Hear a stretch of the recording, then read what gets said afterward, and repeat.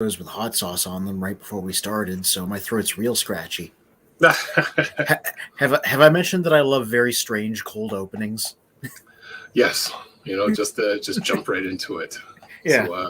Good evening, everyone, and welcome Good to evening. another Frenzy Freestyle Sunday. Yeah, the first of 2022. Yes, that is correct. Mm-hmm. And I think the first, actually, no, we did have like one or two after the TFCon, but Yeah, yeah, definitely the first for 2022. yeah. So I would say, I guess before we jump into the top 15, is there Mm-hmm. are there any other like reviews or news that you wanted to cover? Well, I'm going to be talking about an interesting one tomorrow. I already got it set up. Um, this guy right here, Premium Finish Bumblebee, is the Studio Series figure with a crazy elaborate paint job. And the Nice. reason it's interesting is because this is a disliked figure by the internet. A lot of people weren't a fan of him. I like him enough that I got this one, the original one, and the gold one. So Okay. when I did my write up of him, this was my attempt to write a piece like defending his honor, so to speak.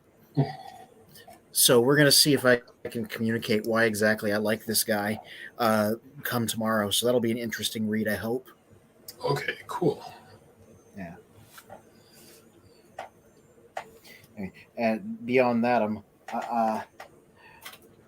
next week I'm forgetting about all the lovely new things I have and talking about some old stuff. I'm talking about the Hunt for the Decepticons hubcap that I got at the TFCon. Oh, As part of right. my growing attempts to complete all of the characters' iterations, Yep. and also because they're showing we're seeing leaked samples now of a Masterpiece Cliff Jumper, right? Right. And you know who was retooled from Cliff Jumper? Hubcap. So I think there's a Nice. non-zero chance that we may see a Masterpiece Hubcap in the future. Hopefully. Hopefully Yeah, not too long from now. yeah. So I'm just trying to get them all in before the ultimate version comes out. Right. And I mean, like with all the like other characters that have been coming out, okay, I think they're. I can't recall which character specifically, but in a sense, it's like characters that everyone's been waiting for are slowly coming down the line, which then questions, um, what are the characters' association to the cartoon? Because I mean, a lot of them weren't in the cartoon, but the cartoon was left open ended to that could allow them to be in it. Yeah, definitely. And I think Hubcap, just because once again, D-list character that I know way too much about, he wasn't on the show, but he was in the vintage Transformers manga that was running at the same time, and was spun out of the show. Mhm. So he wasn't totally without cartoon universe appearances. Nice. Yeah, because like the vintage manga, it wasn't like Marvel. It was like in continuity with the cartoon on purpose. It was like extra stories. Okay, but it wasn't Marvel. Um, No, it was in Japan. It was I don't know what company uh, did it, but okay, it was like the official one. okay, cool. I mean, I say he was in it, but it was like a tiny little. Here's a bunch of mini bots. Here's Hubcap. I think he got one line. It's about the same as that group of mini bots in Five Faces of Darkness, just in like manga form. Right. I mean, which is funny. Because there's the newer pipes and Huffer that's out. Mm-hmm. And then you can tell that within the construction of pipes, they still use parts of Huffer. Yeah. But Pipes only having like one or two lines in the series, like he's still a favorite bot for many. Mm-hmm.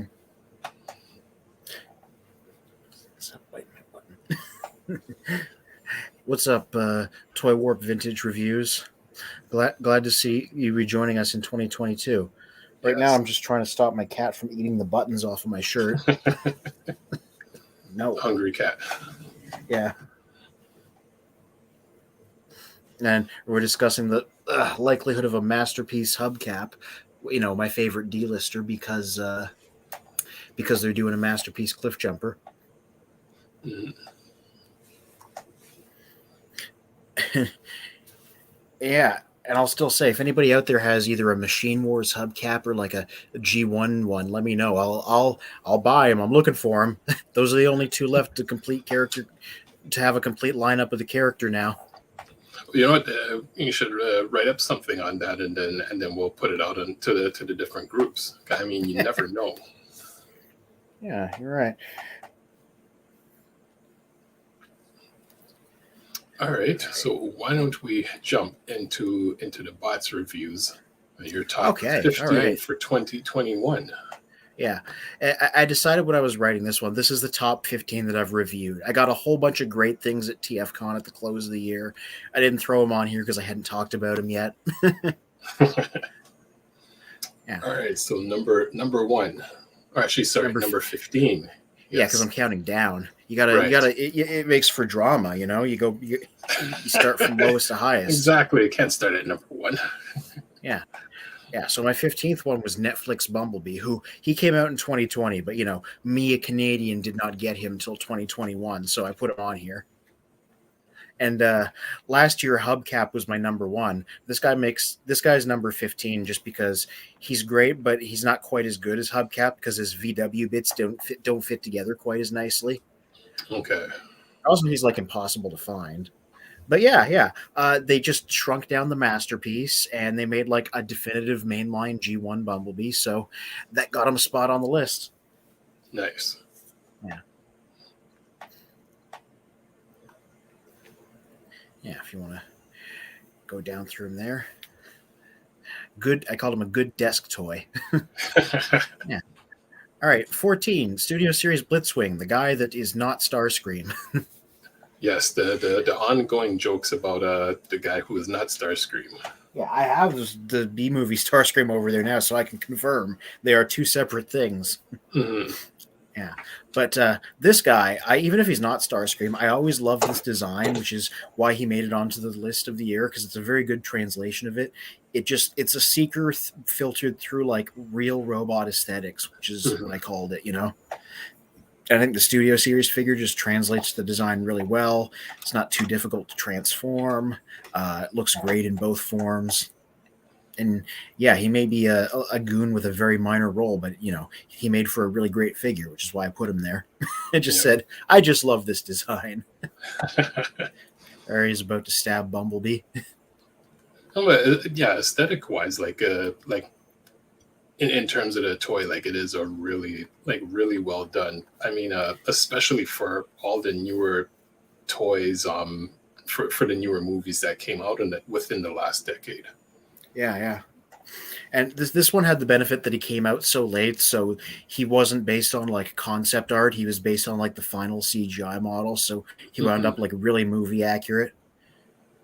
Like you look up photos of like the 3A statue, and I'm like, this guy's really close to that, Nice. He doesn't have like the buttloads of paint on him, but sculpt wise, he's like real close to his character model. Nice. All right, and let's jump back to number 13. Yeah. Buzzworthy Bumblebee, Origin Bumblebee, like the impossible design, the VW looking bot that changes into the flying saucer. Just the fact that they made this guy and that he worked was always going to get him on this list. Mm-hmm. But also the fact that he's just like a really good Bumblebee figure because he's like really posable and like really expressive. He is next to a lamppost. Yes, lamppost 2022. Yeah. But, like he's just a strong Bumblebee figure in general. Like if you want a mainline one, this is not a bad one, like period. It might not change into a Beetle, but, And one thing I said when I reviewed him was I compared him to like the Masterpiece Bumblebee they did where like no parts of his robot mode make his VW in his vehicle mode, and how this does the same thing but uses it for like a better purpose because they're giving him a totally different vehicle mode. Mm-hmm. He is with his beloved Energon rods. Yes. That's one of the reasons he wound up being low on the list. I said during the review, it's astounding that he cannot do anything with those. They don't fit on him. They don't have pegs. They don't like slot in anywhere. He just has to hold them like that. That's like his only negative point. Wow. And did the rods come with him? Yeah, they came with him to, spruce up the fact that he was a small figure. Now is there a wheeljack in his Cybertronian mode toy available? No, not at the moment. Maybe I'm they'll make one. surprised. Yeah. Yeah, And I mean, if they made one, then it would be a question of could Bumblebee and those rods fit inside of him, or will it just be they just kind of scale it to like regular size? that is the question. If he can fit inside a Cybertron mode wheeljack. Mm-hmm.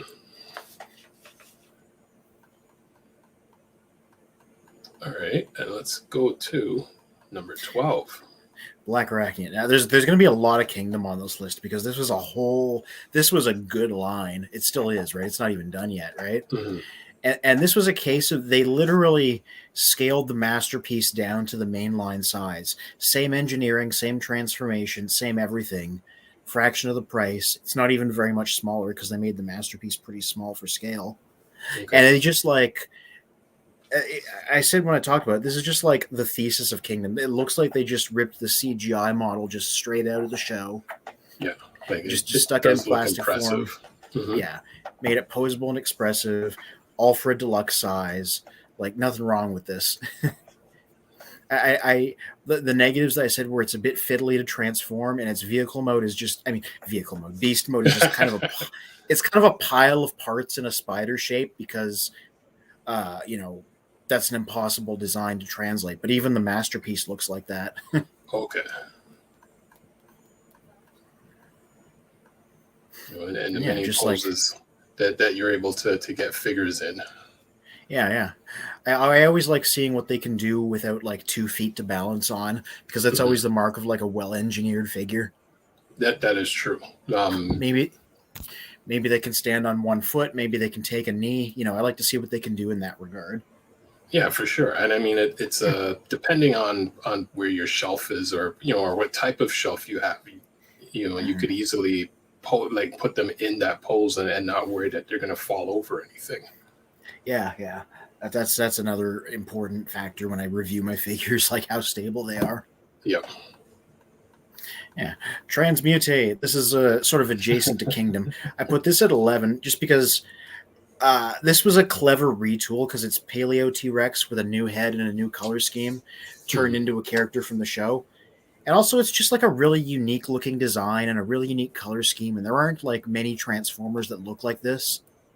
Well, I don't recall if I'd asked from in one of the previous shows, but exactly what is the concept of the transmutates? Oh, it's just one. That's the name of the character. Okay. She was like a Nightbird type character in that it was a one-shot person from a Beast Wars episode that they made for the cartoon. That's funny. I didn't even realize it's a she character. Yeah. Susan Blue actually voiced her, RC's G1 voice actor. Nice. Okay. Yeah. And yeah, she just hello, we're buddy. Yes, Mike. I came on and this is the view that I see. This for test of I just heard female character.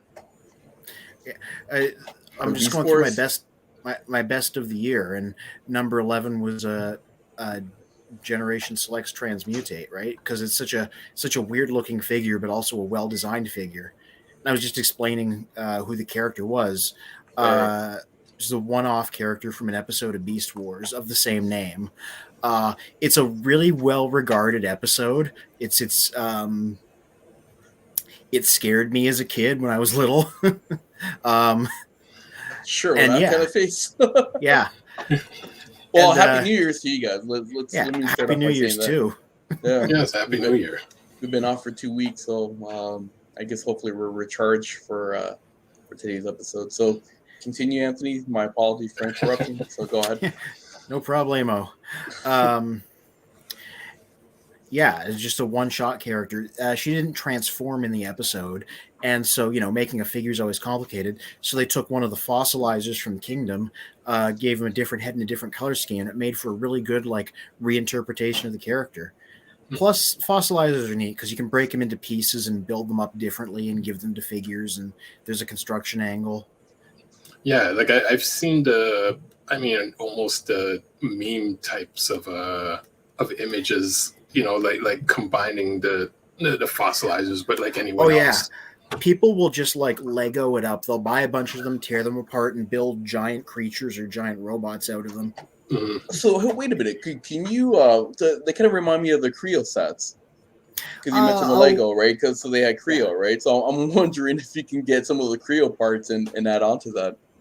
I don't know if they're compatible with that because these use like War for There's an idea? Cybertron joints, that system, right? Mhm.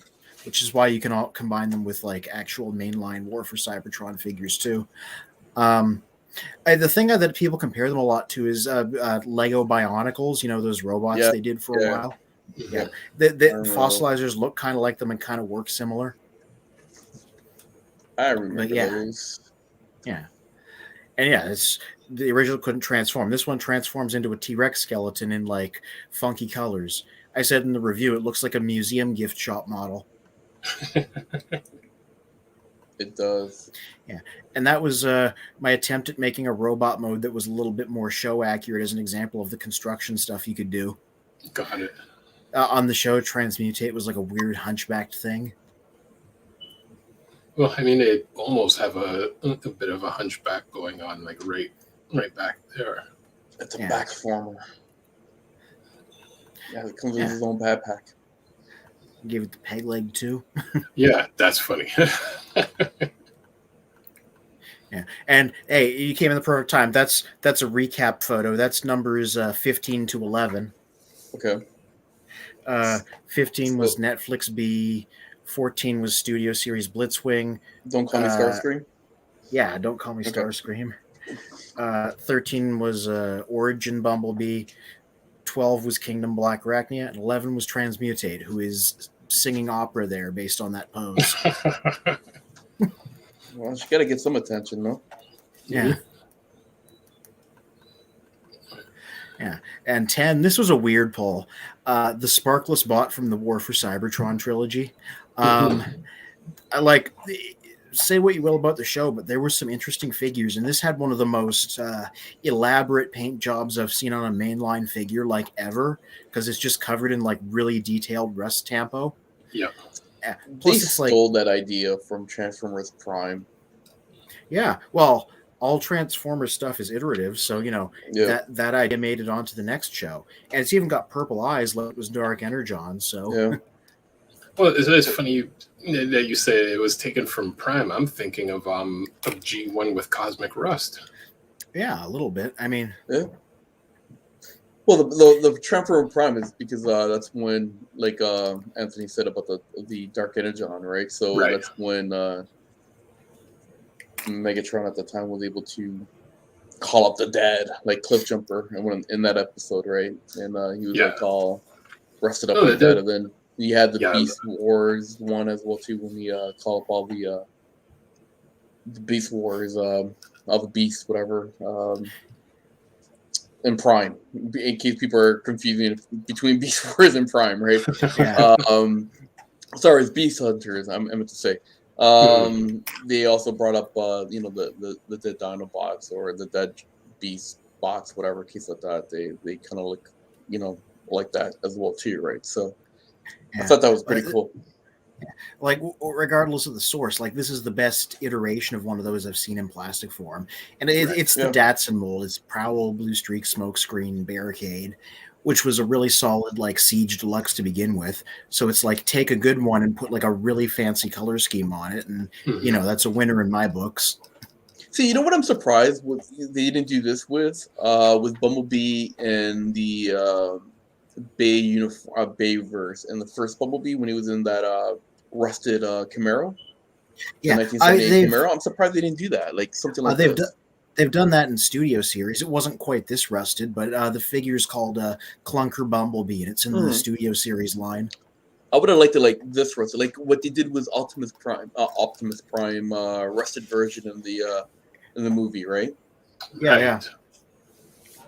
Do you recall that and one? like I had the platinum They edition did of that. Like I have that. It's upstairs. Yeah. Like I didn't the car one. That's the one that I have. Yeah. Yeah, it's basically like I've seen the Rusty version. I owned the Platinum version. I didn't own Clunker Bumblebee, but I've seen him before, like physically. This is probably the best looking Rusty figure I've seen them do in the main line ever. It's got texture too. If Really? you touch that rust, it's like grainy. Nice. Okay, Really? that's a good detail. You think that one's actually better than the Takara white rusted version of Optimus Prime from the movie? Yeah, I think so. I think it wound up looking nicer. Like I got a lot of love for that figure. I just think this executed it better. Do you have that? Do you have that figure? Not anymore. I did at one point. Okay. No, I have it. It's in the box, right? But I got to run upstairs and bring it downstairs, right? But I don't know. That's like a toss up between those two. Yeah, and like I don't want to. I'm like, regardless of which turned out better. Yeah. As in terms of 2021 figures, this turned out good just for doing that. No, I agree with you there. I'm just saying, like in the aesthetic look department, right? Oh, 9 Cheetor. Like I said, there's going to be a lot of Kingdom on this. Yeah. And I said when I got him, like, I wasn't too interested in him. I just wanted him to complete the cast. But when I actually had him in hand, he turned out really great in person because he's, like, really fluid and easy to transform. And he's, like, really bendable and expressive. And you can see there he can stay up on 1 foot no problem, which is impressive enough already. Like he has a football pose. Yeah, straight up. Yeah. But yeah, he's one of those ones where like pictures don't quite communicate it. He just feels really nice in hand. He's like really posable and like really nice to transform. He has good hand feel. That's a word I tend to use a lot. And also, a lot of these beasts tend to not be very posable. He had surprisingly jointed legs, so like I considered that a nice plus too. Mm-hmm. Yeah, you can even see that there. The one thing I have to give Beast Wars credit is that their op mode, their beast modes, they're quite nice. I have to admit, they're quite nice. Yeah. And Kingdom is one of the mission statements. Yeah, one of the mission statements of Kingdom has been to try and make the animal modes look realistic, right? Yeah. And I think that's turned out really well. I have to give him credit on that one. I'm not too crazy about the robot mode, to be honest with you. I think between maybe Primo and Megatron, but the rest I'm not too crazy. But I have to admit, their op mode their beast mode is really nice. Yeah, it's definitely been the strongest part of what Kingdom's been doing with the designs is like the realistic animal modes. You know, I could imagine there's a third-party company somewhere that's that's going to go that extra step for their beast modes, and like add like feathers and hair and like real texture. Like, you know, it'd be a little creepy, but it'll be realistic. Yeah. Well, Beast Megatron has his rubbery skin. I mean, like they've already gone that one step for Megatron. Yeah. No, that's exactly what I liked about Megatron, right? It's because of the fact that they had that rubbery skin, right? So when you're feeling it, you're like, oh wow, this kind of feels like dinosaur-ish, I guess, right? Yeah. Oh yeah, and I took a second there to talk about Tigatron that I just got because he's just Cheetor but bigger. Yeah. Well. Oh. Glenn says evening, mates, so I say evening to Glenn. What's going on, buddy? Bill. We got Bill. We got Toy Warp. Vintage review on YouTube. I can't. Sorry, guys.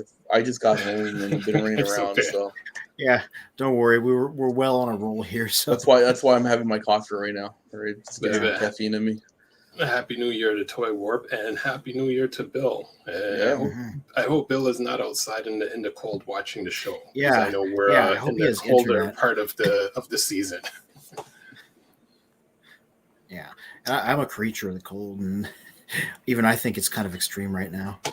No. Yeah, it's you get to that point where either we're gonna be snowbirds, leave the winter go to Florida or somewhere else during the winter months, or just make enough where you hibernate, and it's like you just don't see the person until like April. Yeah, that's what we tell our American friends. Whatever you guys do whatever you guys want to do, regardless whatever it is, but leave Florida and Arizona alone. For us Canadians, that's all we ask. Okay, blow up the rest of the country, but just leave those 2 states for us. Okay. Yeah. Your Toy Warp says thank you, so you're welcome, Toy Warp. Yeah. And before we jump back, and Bill from Facebook, I mean, we gotta iterate where the comments are coming from. And Toy Warp is from Facebook, and Bill is from Facebook. And Bill says, spent 4 hours converting X transbot today, and yes I am, but only. Oh, yes, he is outside, but only 42 tonight. 42. So that is a bit warmer in terms of Celsius. Cause 32 would be like 0. Yeah, I'm Canadian. I don't speak Fahrenheit. I don't know what it means. It's the Fahrenheit Celsius and then like the miles kilometers conversion, where if we're telling them someone's doing like 120 on the highway, for us that seems average. For them, they're like, this guy's going at like at lightning speed, because they're thinking 120 miles per hour, which is completely different. Like then we're doing like 200. Well, that's why a lot of Americans they think us Canadians like we're like super cold, because when they're looking at their TV set, right? And they're looking at like their temperature, and then they see parts of Canada, and it shows like minus, right? For them, it's like, oh my god, like you guys are like, like in deep freeze mode, like Antarctica, which that's not the case, right? And Bill is at 11 degrees for us guys. That's beautiful, man. Yeah, that's a good evening. Yeah, which I remember.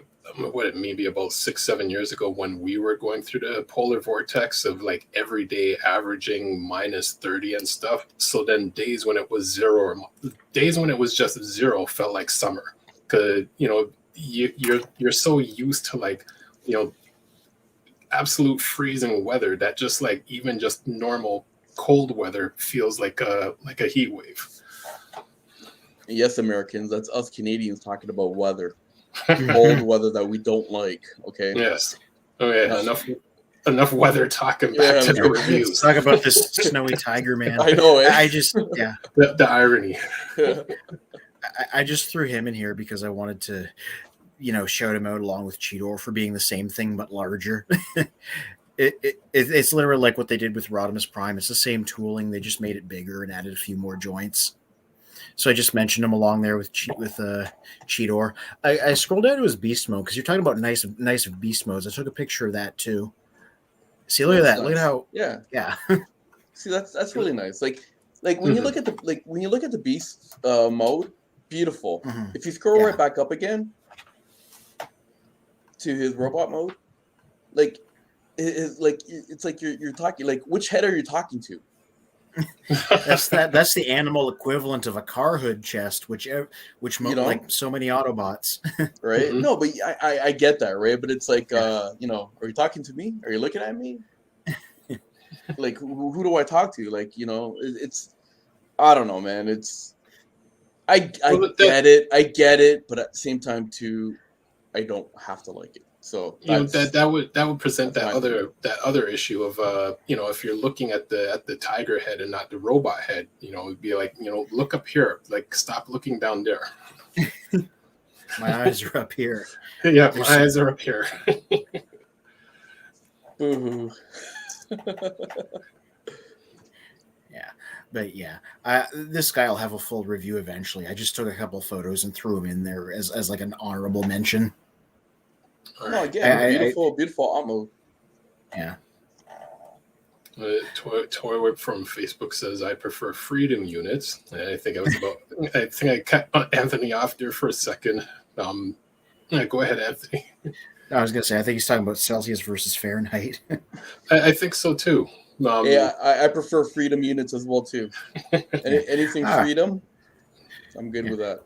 TF Collect points out on Facebook that Razor Claw, the Predacon, also has a lion face chest. Mm-hmm. It is true, and Happy New Year also to TF Collect. Joining us for our first show for 2022. Yeah. Oh, hey, here we are at number 8, Kingdom Air Razor. Like I said when she came out at the time, this was a character that was like very underserved on the show. So them taking the time to give her like a new figure and making it like a crazy posable one was like like a humongous like victory for the character, I thought. But also it's just a really nice one.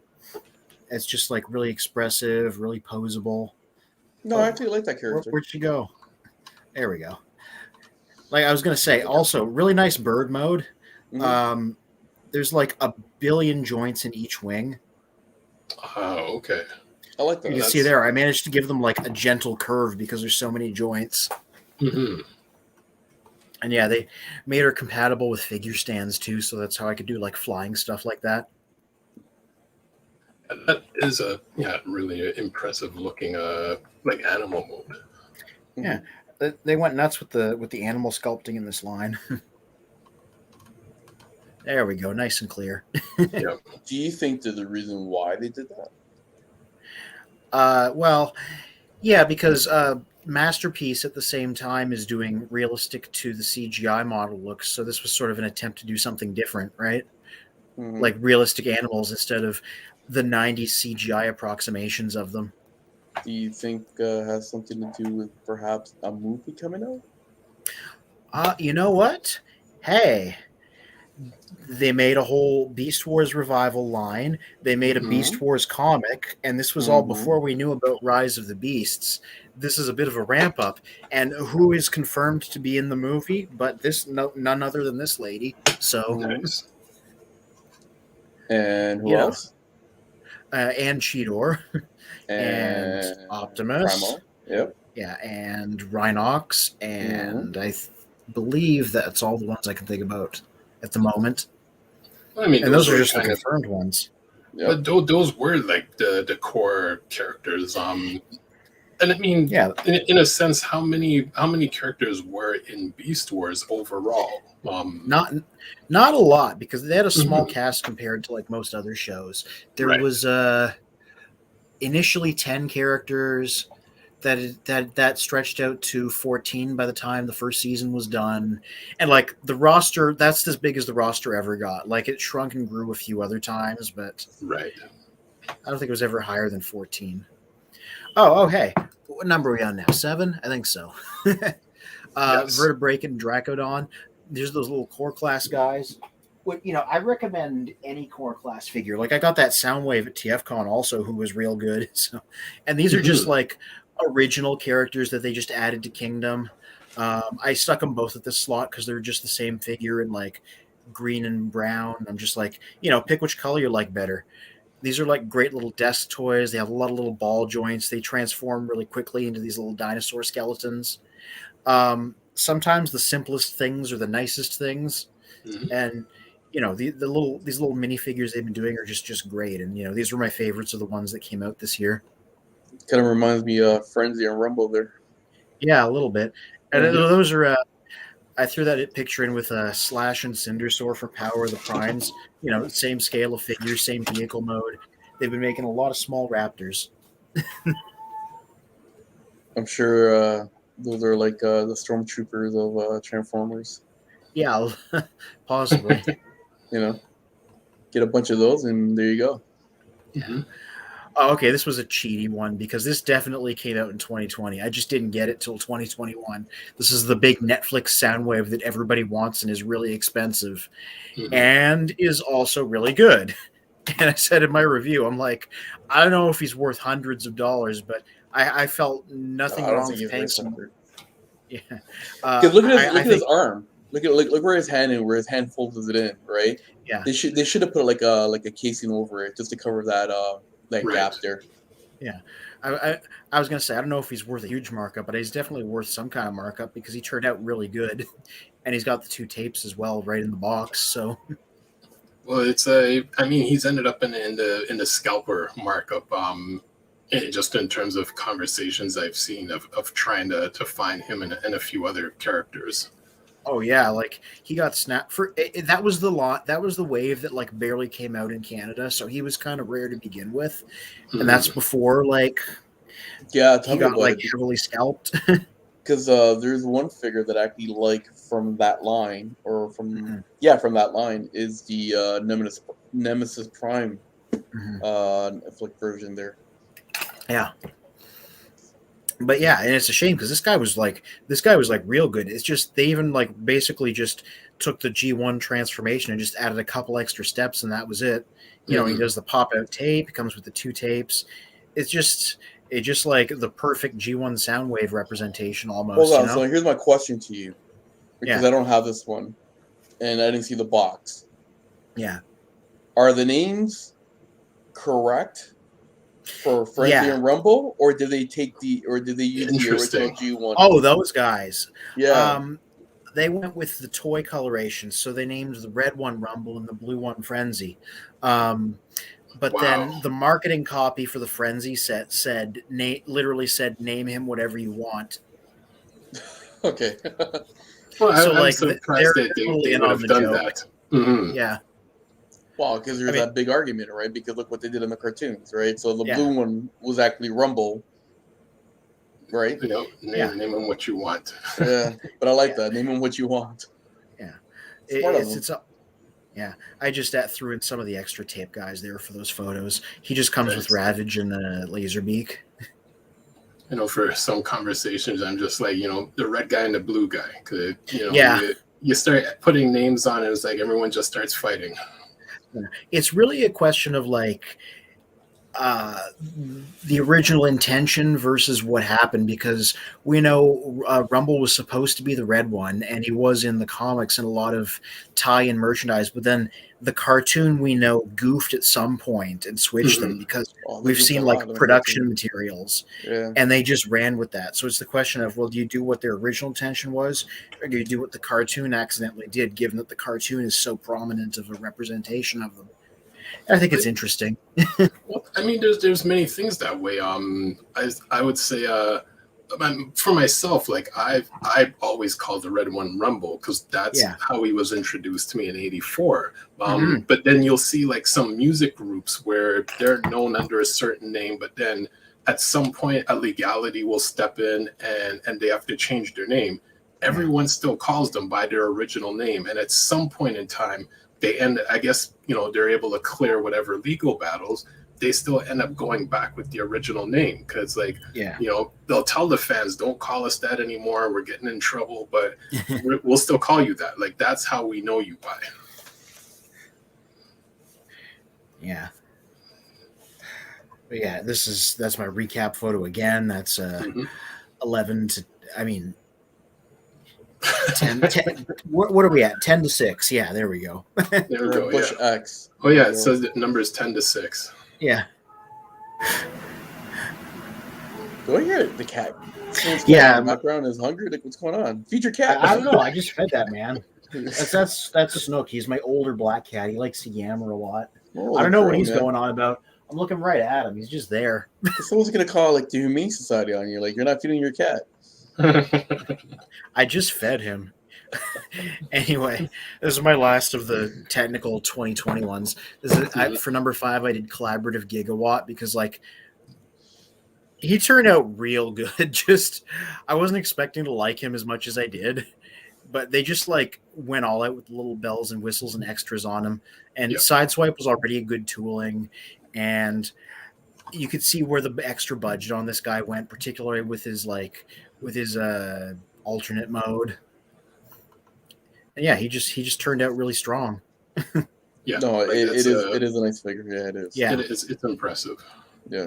Yeah, like, and I most of the collaborative line I'm not going after because it is overpriced. This is just the only one where I felt like the extra price tag actually showed, right? Like, I've seen Draculus in stores. That's like $70, and he's just black mind wipe, and I'm like, wow. No, I prefer this because you know what? If you really look at it, they went out. You know, look at the tires, look at the little flames. You know, you got the hook there. Yeah. Then you got that little gigabyte thing, whatever, in his chest, right? So Yeah. I prefer something like that versus Dracula, let's just say, right? Or like Yeah. Anakin Skywalker turn into his transform into his spaceship and stuff like that, right? So yeah. Well, the funny thing that would almost tie back in with the chess set that came out, or that was supposed to come out like months ago, when we're like, the idea is there, but they didn't go full with the quality and the intention. Whereas when you look at the DeLorean here, it's like they captured the first movie perfectly, but then they captured the second movie. Like that's a added feature that some people would have overlooked. Yeah, you can plug the thing in the back to make it like accurate to the film vehicle. And I got a question now. Is this a triple changer? in the most technical sense, when it puts its wheels down and hovers, is that a second mode? Or is this you know what? That's I'm going to run with that this week and see what happens, because essentially, Trax isn't a triple changer, only because we got into that argument already. So I know we got into that argument. Go back to our previous shows and support us there. But I think I already know which way this one is going to go for this. Don't taint it. I didn't say which way. Don't taint it. That's all I'm going to say. Okay, I'm not saying which way. I'm just saying I know which way. Don't be so okay. But it is a triple changer. Anyways, so that's the question for next week. Is this a triple changer? Yeah. I love the fact that the dates on the chest are like the dates from the films that they all traveled to.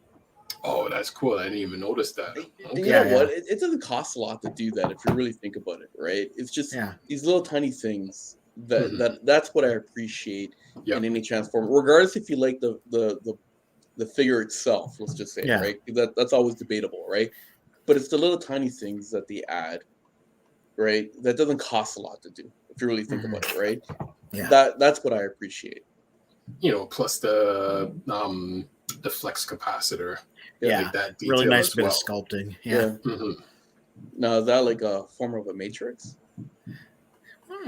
Interesting. Yeah. This was an interesting list because Hot Rod only made number 4, right? and this was a figure I've been waiting for like a million years because they just like did it perfectly, right? He's all upset at you. Look at that. What's that pose? It's a pose of either. He's at 4. That's why. He's just relaxing on the beach with his sunglasses on. He's trying to impress RC, or he's like, "What have I done?" A little bit of both. Yeah. Did I kill Optimus Prime? He's like, I don't know. I need to go brood over it. Yeah.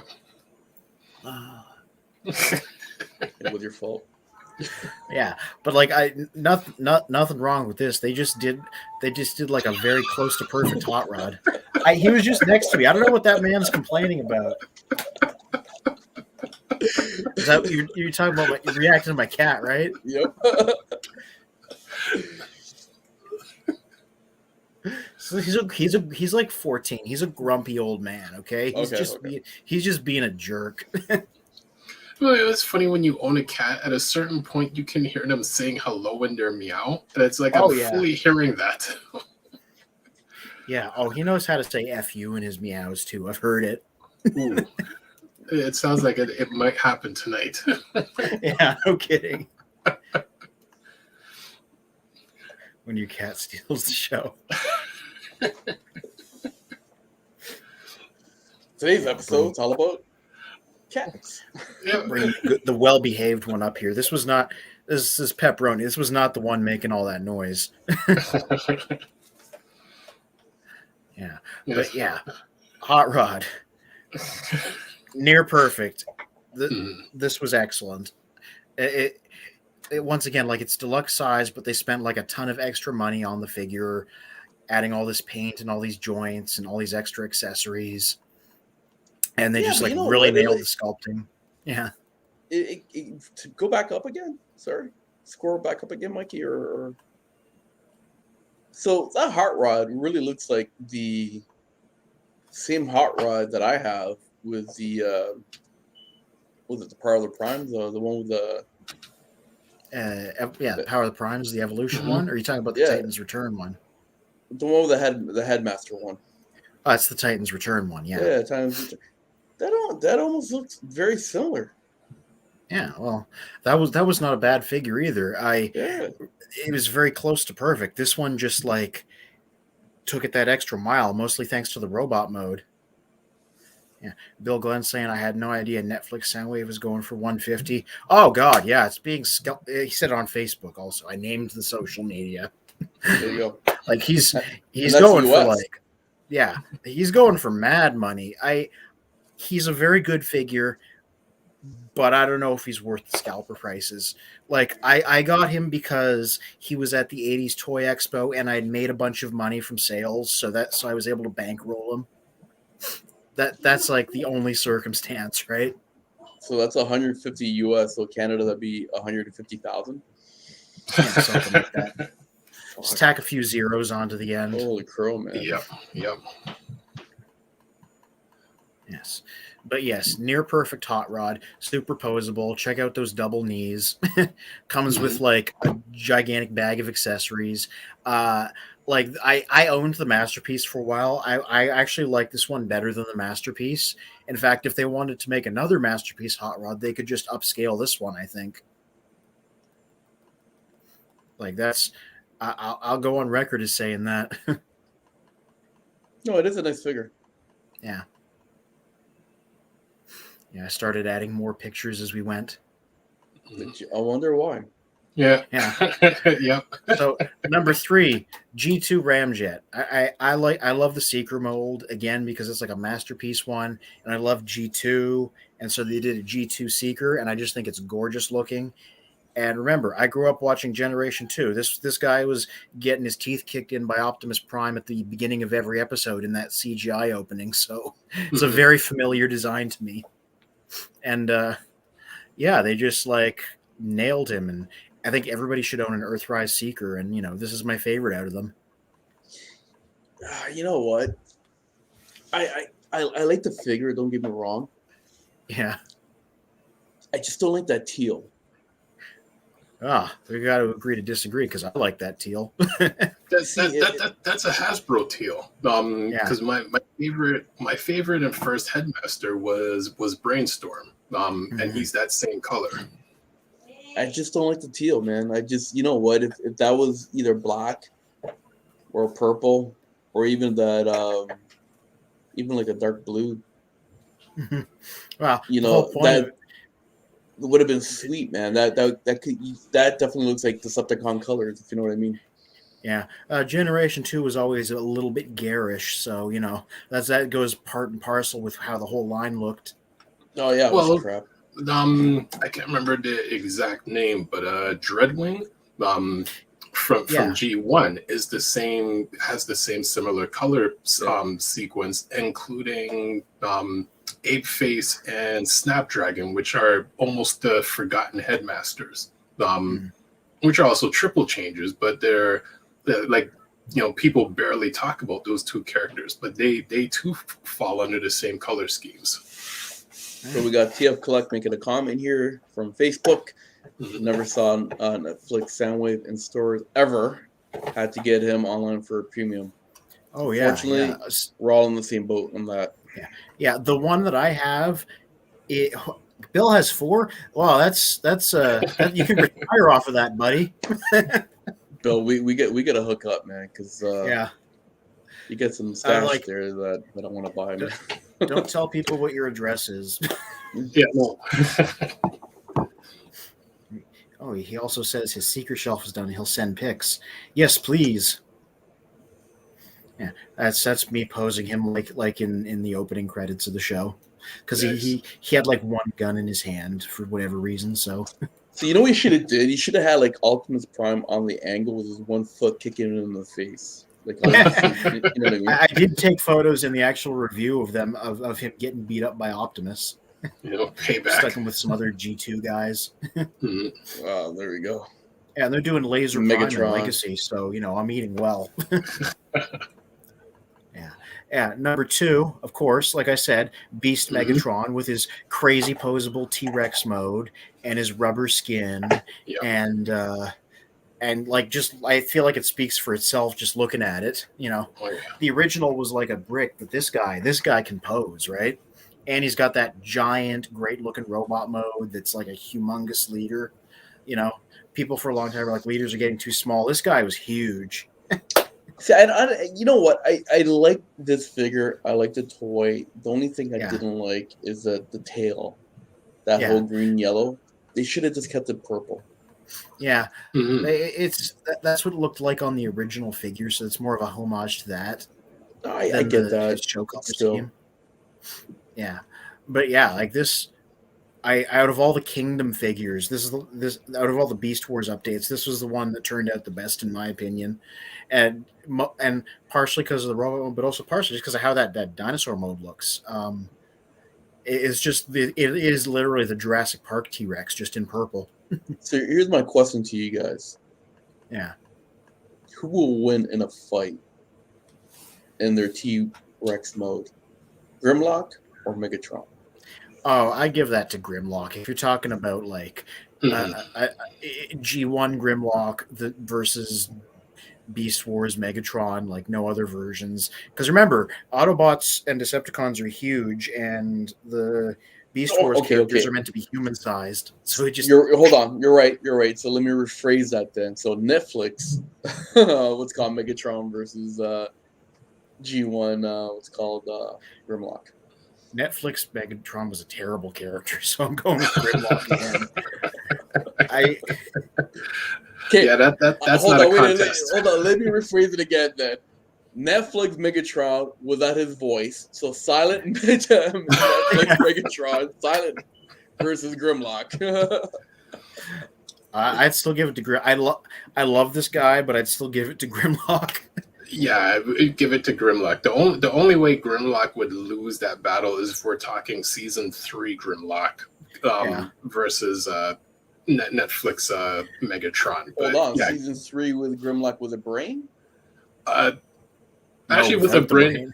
Well, it's funny. With the brain, he probably would back away. So it would Megatron would get a default win.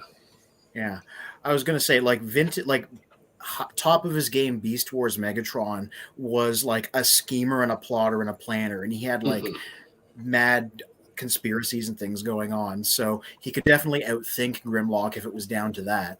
Oh yeah. And this is my best figure of 2021, Rodimus Prime, right here. Yep. Finally getting his due as the often disrespected Autobot leader in a crazy, gigantic price point that includes like a billion things in the box. And they didn't paint his rims. No, they didn't paint his rims. Man, they should have painted his rims. They should have. Everything else though is like aces. I like that he comes with a big box of blast effects you can give to people. I like that he comes with like a random sword that looks way better on him than you'd think it would. He comes with the Matrix. Comes with this big like party float trailer. He can turn into a hot rod car, even though the original couldn't. Like they just added that for this. Like I do find that an odd feature with these newer figures of just like it's almost like the whole plastic wheels, which I mean was a complaint in '87 when the Headmasters and all the newer characters had just plastic wheels. Yeah. Go back up again, sorry. Scroll right back up again, Mike. I just want to make a comment. So this is like the hatchback hot rod figure? Yeah, basically. You know what I mean? Like that literally looks like, has like a hatchback. Like and they didn't, like how Mike said and what I said earlier about their wheels not being, the rims not being painted and all that. For that price point, that's probably a knock on it.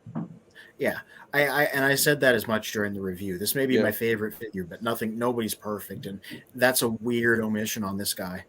Oh, and TF Collect on Facebook is asking, how come this wasn't made into a top 20? I only have so much bandwidth, man.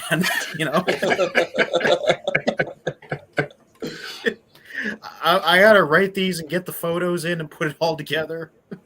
I was originally just going to do 10. I just did 15 because there was more than 10 that I really liked. So, well, you know what TF Collect is hinting on that. Hopefully, however the year pans out, that for 2023 you're going to do your top 22. Yeah, maybe. There you go. If that many good things come out, because this was a good year for figures, like at least in my wheelhouse. Yeah, you know what? This year kind of reminds me of 2010. Yeah. Right? When 2010 came out, that was a really good year because you had Generations, you had Prime, you had a whole bunch of lines that came out and some really good figures. If you look at it now with 2021, and if you look at the figures themselves, they're almost like really good quality. I don't want to say masterpiece quality. Yeah. But they're up there. You know what I mean? Well, I've said, like, I don't know if they're masterpiece quality, but there's a lot of figures here I like better than the masterpiece versions, just because they're more fun. Oh, go down really quick and show them the party float. I made it. You made a party float. Yeah. Up in years. Those Star Wars figures in the background? Oh yeah, just some old 90s ones. That's a funny one too because you can drunk. Relax in the chair. There you go, the party float. Those are the top 5. Just waving at everybody. Got the T-Rex on there. Yeah. Okay, so your hot rod for 2021. That was your favorite. What about you, Mike? What's your favorite one? Your number one. What will be number one on your list? Put it that way. Number one on my list. I don't. Funny, I don't have a list only because. I just enjoyed seeing the characters and reading about them and everything, but I haven't made an attachment to characters to say what my favorite looking ones are for for in general. If anything, I'd say give me a few minutes and I'll pick a character out of these top 15. Out of this top 15. I gotta go. It doesn't have to be from this list. It could be anyone. Right. I will return. You guys talk amongst yourselves. I'm just going to go pick Jess up. I'm glad I got through all these, so I'll be back, and I want to hear your picks. Maybe we'll talk about it while you're gone. And then you have to go back and watch it. Yeah. Yeah, well, okay. All right, see you guys soon. All right. So we got TF Collect. What's he saying? Made my own top 10, my top 3. WFCK Rodimus, okay.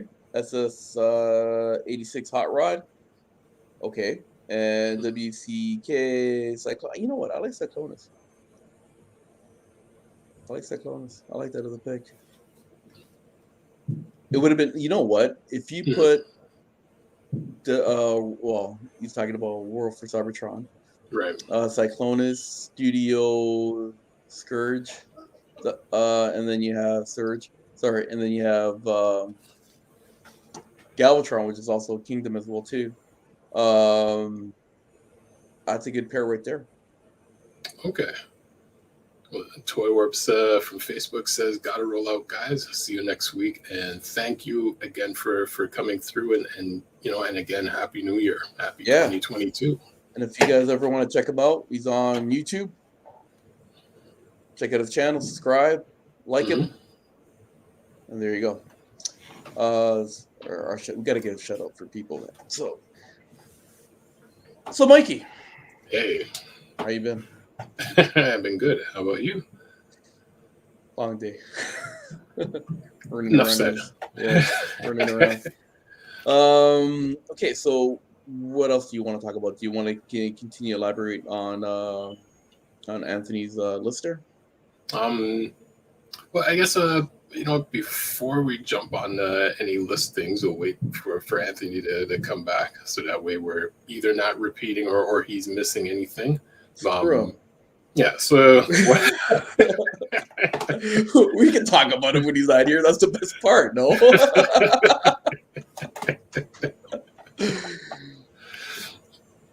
See, we don't have to be nice because he's not here. Wow. Bill says top 10 lists have to be war for Cybertron. Nah, it doesn't have to be.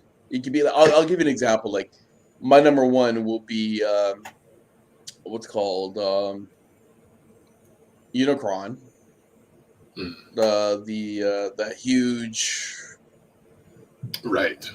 Was it Haspa's Unicron? Thank you. I love that figure, man. That like, I wish D because D has that figure, right? Yeah, I was gonna say, too bad we didn't like get to see that actual figure in person.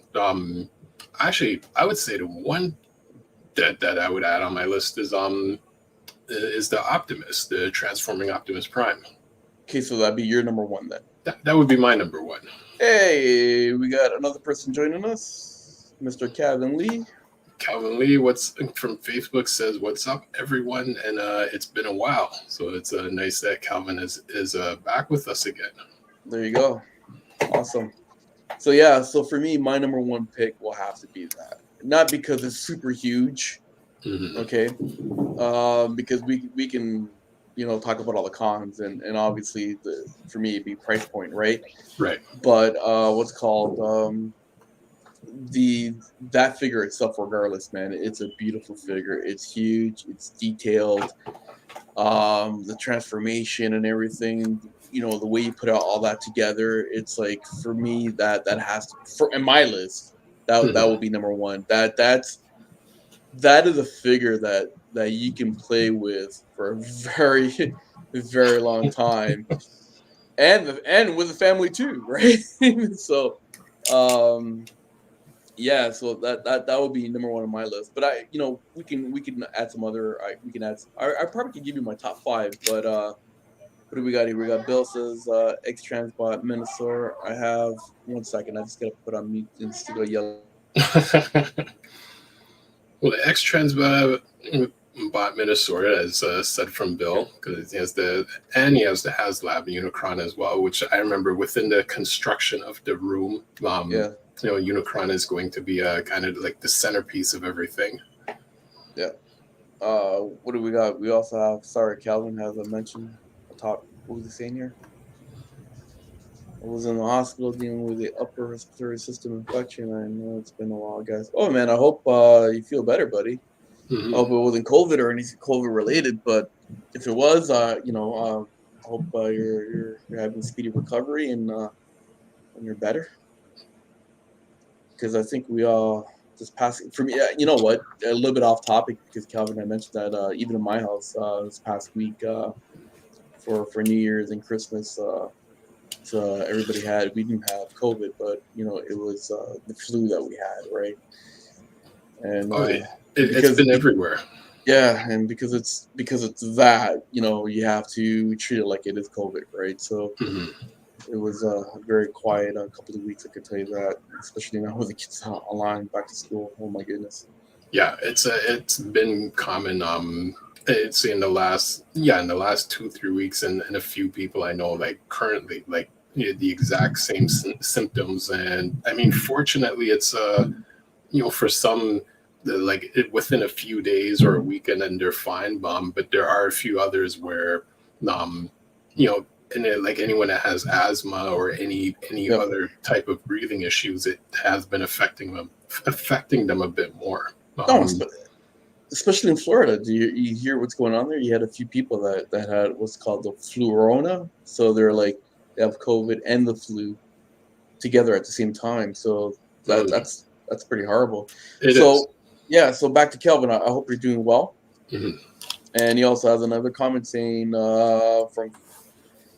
from Facebook again, Soundwave is dope and Blaster. Yep, I have to agree. Definitely have to agree because see, you know what? Here's my question to you, okay? And maybe for the other viewers as well too, they can answer it in the comments below. Now, forget about the Seekers, okay? But how many blasters do you need to own? Or how many sound waves, or how many galvatrons, how many different versions that you need to get? Would you be happy with one version, or do you need to get like more than one? Well, I mean, even when you say set aside the Seekers, the Seekers technically kind of fall in a, I don't know, it'd be a double-edged sword, but it's because I mean, for the fact of one Seeker, technically all of them are the same, but the same question you're asking still applies to Seekers, because I mean, there's no, it doesn't, because the Seekers are Seekers. They're like the Stormtroopers. Well, right? No, but I mean, in a sense, like you've got a G1 Seekers, G2 Seekers, War for Cybertron Seekers. Yeah. So like every variation of like blasters and sound waves and Optimuses, and there's those same variations of Seekers. Well, I get that, but that's the Seekers are Seekers. You know you're gonna buy more than one of those. Okay, it's just repaint. Let's be honest. Okay, but for example, you have Anthony that has 2 Rodimus there. Like, would you go, like, personally, would you, like, I'm asking everybody here, like, would you guys go and buy those 2 versions of Rodimus? Or is it, or would you rather own just the best looking one and you're happy with that? Well, Calvin from Facebook says I have 3 versions of Blaster. But I think this has tickled Bill, because he's like, "Mwahaha." Bill says he has every one of them. Bill and I we gotta hook up, Bill and I. Yep, and the Seekers are the troopers of Transformers. I have them all. TF Collect says I collect one of each character for every iteration. For my favorite characters, Ultra Magnus, Optimus, etc., I'll get every version. Funny enough, I was going to, like, while you were asking would I get different variations of the same characters, I'm thinking it almost goes back to Scourge and the Sweeps from G1, because at least in G1 there wasn't multiple variations of characters. Like, you just had your one Optimus and there was only Optimus. But then when Scourge and the Seekers came out, it's like, well, now I have Scourge, but in order to have Seekers, I gotta buy like 2 or 3 different Scourges and Pretender Seekers. So it's kind of that. You're making it complicated. Yeah, I'm gonna sound like D right now. I'm like, you're not answering the question correctly. Okay, you're just rambling. So to go back to your question, I think it really depends on. I guess it really depends on, are you a collector for the sake of, at some point you're going to resell it, or you're a collector of this certain line hits a certain nostalgia to me, and it's like, well, okay, I've got like my entire War of Cybertron line, and like I just like how that character looks, so I'm not interested in any other line, so I'm not going to buy 6 or 7 blasters or 6 or 7 different Optimuses, because I have the one that really identifies to me. But then you go on that other side of being the collector, and it's like, well, now I've got this version of Optimus, but now a better one has come out. So do I sell the previous one? Do I hold on to it? 2-3 years later, a better one comes out. So do I sell these previous ones, hold on to them?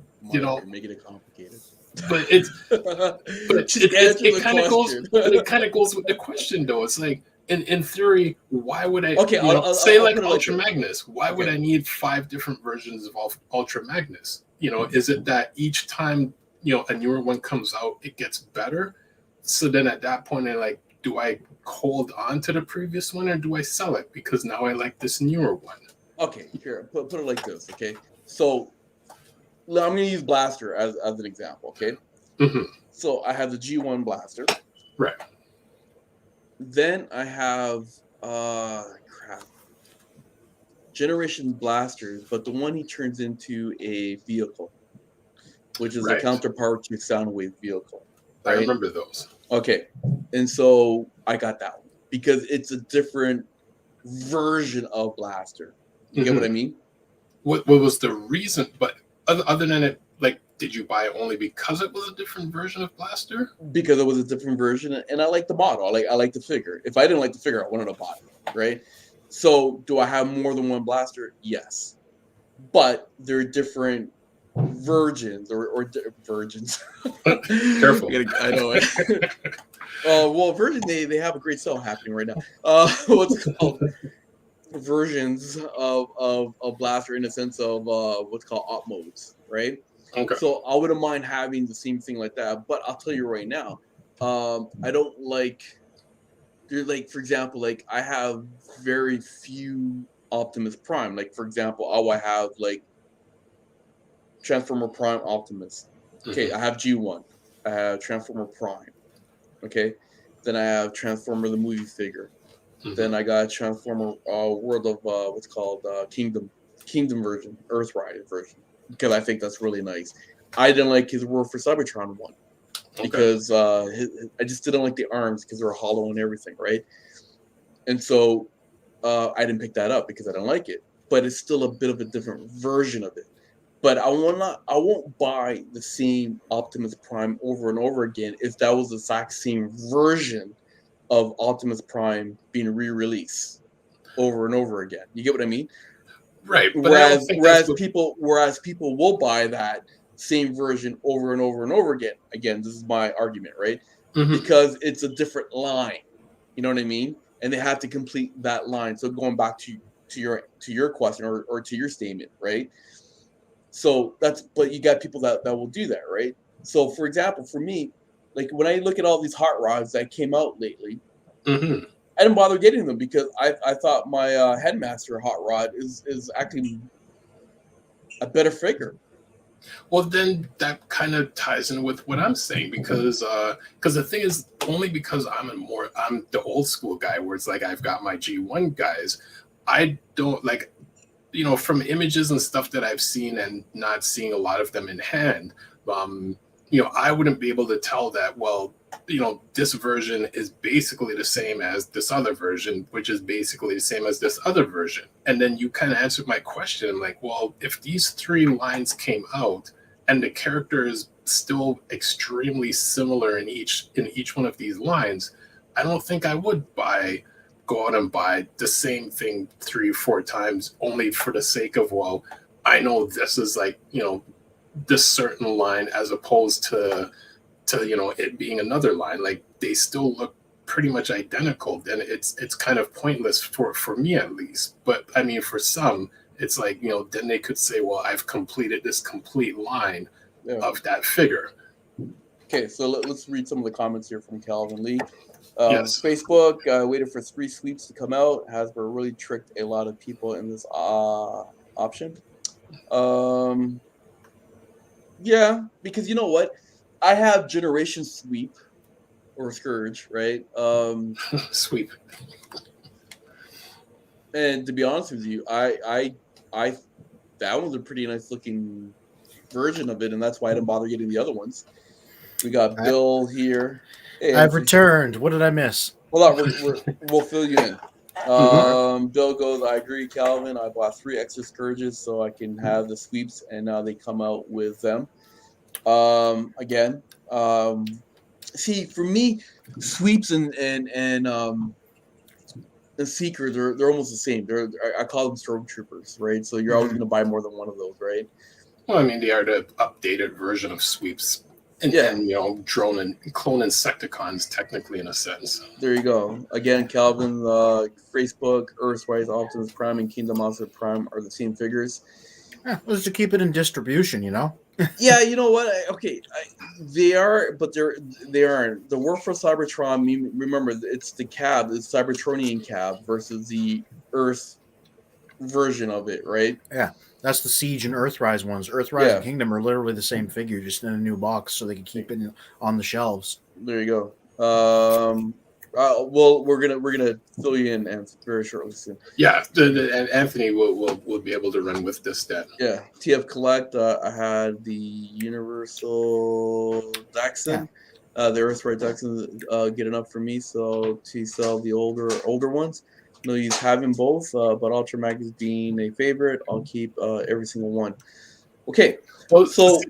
That's funny. He kind of goes exactly with both of our mindsets, where it's almost down to fence. Where you get a figure this year, a better one comes out next year, Why don't I sell the one last year? A better one comes out the following year. Why don't I sell the previous one? But then there's a certain character that that you have an attachment to. I'll get every iteration of that character. That's what I'm trying to do with Hubcap, right? Hold on, Exactly. hold on. We're missing a point here. Mm-hmm. And the major point is this. If they all look the same. Nope. If you're going to be selling anything, make sure you sell them on Children of Primus Cashified. Okay. Boom. If you want to get rid of your triples, your quadruples, or whatever you want to call it, and you want to get rid of it, make sure you post them on Children of Primus Classified.com. It's our classified site, and it's free to use. Free. Okay? I don't know how many times we get to tell you people it's free. Okay. That's why you're the salesman. There you go. Jess heard me say boom, and she was like, "You good?" I'm like, "Yeah, I'm good." So Anthony, so when you left, the question that I brought up is that based on on your list that you made, right? From my perspective, I heard a big clacking noise. Then when I heard you go, ooh, and I just gave you an apple. So I thought you broke your jaw somehow. That would require talent. And I was taking off makeup, is the easy good?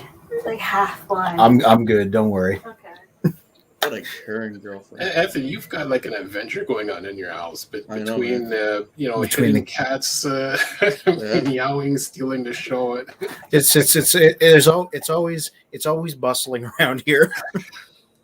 Nice. So so Anthony, basically the question that I brought up was, how do I rephrase that question again?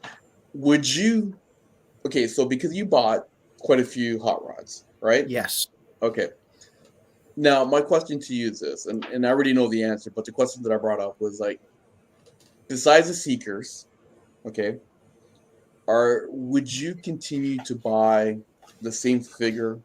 For example, Blaster, okay, that looks the same all the time in every single different toy line, let's just say, or would you just buy the nice looking one and not buy the other lines? Yeah, the latter. I try to do that. If it's a unilateral upgrade, yeah, I'd probably get another one. But if it's the same type of thing, I wouldn't bother. I think. Though I have been known to hold on to older versions if I think they're really nice, but yeah, I try to avoid chasing that dragon too much.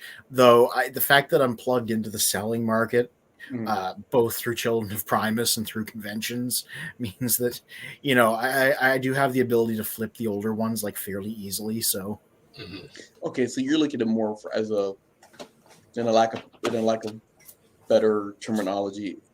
You're looking at more as a business, more like a business, right? Because you're selling your old ones, and you're into flipping. Let's just say, right? A little bit, yeah. But as a collector, okay, would you buy every single? And I use Blaster because Calvin brought up a great example, right? So yeah, would you buy Blaster? Let's just say from G1 to Earthrise, and they're the exact same figure. Nah, I don't think so. The only besides I don't even have every hot rod. I've sold a lot of them over the years. I keep the G1 one because that's a classic, and kept the Legends Target Master because it's nice, and I have the Studio Series one. I think that's basically it. Oh, and the Cyberverse guy over there. But they all fill different niches. They're not the same figure. You know what I mean? Right. Right. No, because I was saying to Mike, I was saying to Mike is that, again, Blaster, right? I have the G1 Blaster. Then I have the Generation Blaster where he turns into a vehicle mode. Yeah. Right? So I have that one, right? Because they're two different figures, two different what's called robot mode. Op modes, right? So I would do that, but I wouldn't buy the same thing over and over again. Yeah, I'll try to find the nicest one, and I'm happy with that. For example, the hot rod. Yeah. Like, the Headmaster hot rod that I have, I think that's really nice. Yeah. So I wouldn't continue to go buy another hot rod, right? Yeah. In fact, I said that when I reviewed Netflix Soundwave. I said this is hopefully the last one I'll get because like they pretty much hit everything right there, right? Mm-hmm. And then same thing with the Studio Series Hot Rod. I'm like, that's probably the last one of those I'll get because I don't see how they can outdo that in terms of stuff I want, right? Yeah. Okay, so what we did after we talked about it a little bit, and then we opened up to the comments. And we got Calvin here from Facebook again saying, I see him once, and that's it. Here is my...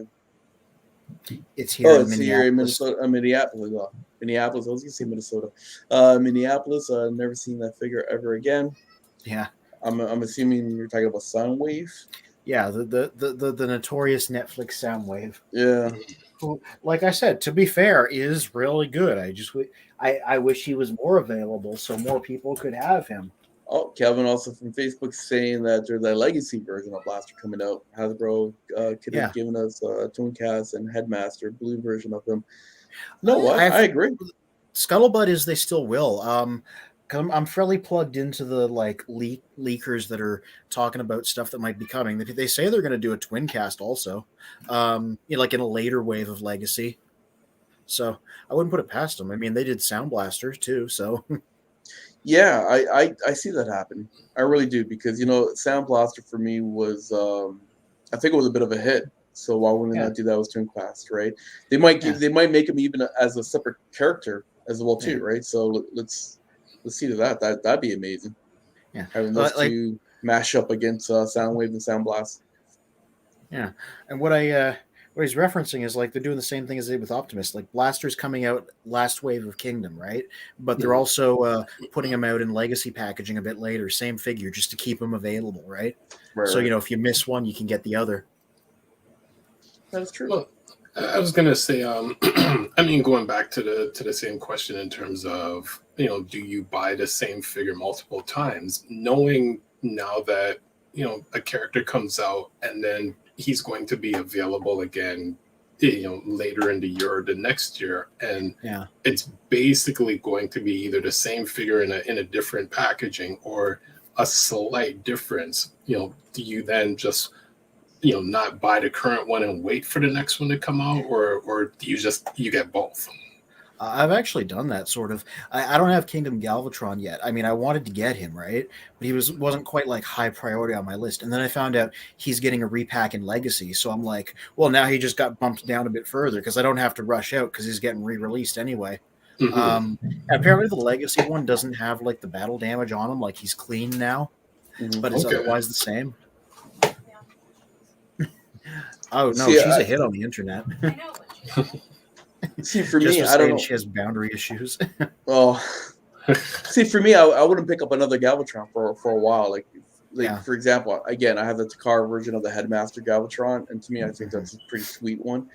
And I wouldn't get another one until they come up with something like that will blow that out of the water for me, right? Yeah. Like I didn't do Studio Series Blur because I already had the Takara repaint of the Legends one, and it's basically the same thing. So I was like, I'm good, like the Takara version painted him up like it looks almost the same as the Studio Series one, Yeah. So I was like, if you don't have one, get that one. But I got this one. That's all I need, We got Bill here. Buy them all. Yeah. I'd argue that's not the intention. The intention is to keep popular figures in distribution. And as Calvin said, Hasbro be milking it. And I mean, whoever's within their sales, marketing, and everything. At some point they have to realize, well, a lot of the fans are in their late 30s, 40s, close to 50s. So, they can afford all of these higher priced figures coming out, quote unquote, afford them. But, it's interesting to see the designs in the characters are kind of more on, the G1-esque type of designs, because like they understand like the fans have been here for almost 40 years. Like you still have to cater to the newer and the older fans. Mm-hmm. That's why, like, I think about like Studio Series Blur, and I'm just like, well, somebody might have just came in and only just gotten into getting Transformers the movie. People, they can, maybe they don't want to track down a Titans Return one. Well, now there's one out specifically for somebody that doesn't yet have a Blur. So here's my other question to you guys then. Yeah. When you guys collect, do you guys collect based on the lines that are coming out and you want to get all the lines, or do you collect based on when you were a kid and you're like, you know what, these are the figures I didn't get when I was young, and now that I want them that I'm older, just to kind of finish your set, let's just say. Yeah, I don't go by line generally. I go by like filling in a group of characters, like you said. Yeah. Thinking about how like one of my big anticipated 2021 things is they're doing a new version of Laser Optimus Prime in Legacy. I had that figure when I was a little kid. I got it for Christmas. I did not appreciate it at the time because I wanted like the G1 style Optimus that was on the cartoon. Mm-hmm. And years later, I was like, that was a really good figure. I did not appreciate what I had. So getting a new version of him is like a way to, fix that. Yeah, I'm in the same boat as well too. I'm collecting the ones that I didn't have when I was a kid, right? So like, for example, like I'm still looking for a nice Hound. Yeah. Right. The original Hound? Well, I never had the original Hound. I never had the G1 Hound, right? So if I can find a G1 Hound, I'll pick it up tomorrow, right? But in that case, if I do see a nice Hound that's very G1 cartoon, aesthetic and look and colors and everything, and it's a great figure, I'll pick it up tomorrow. It doesn't matter what line it is, right? Yeah. So that's how I'm collecting. I'm collecting the ones that just to kind of fill my needs. It kind of opens up a can of worms, because as you're saying, well, you didn't have Hound, as a child, but you like Hound. So then say you find a newer Hound that's that has a certain G1 characteristic or a cartoon look to it.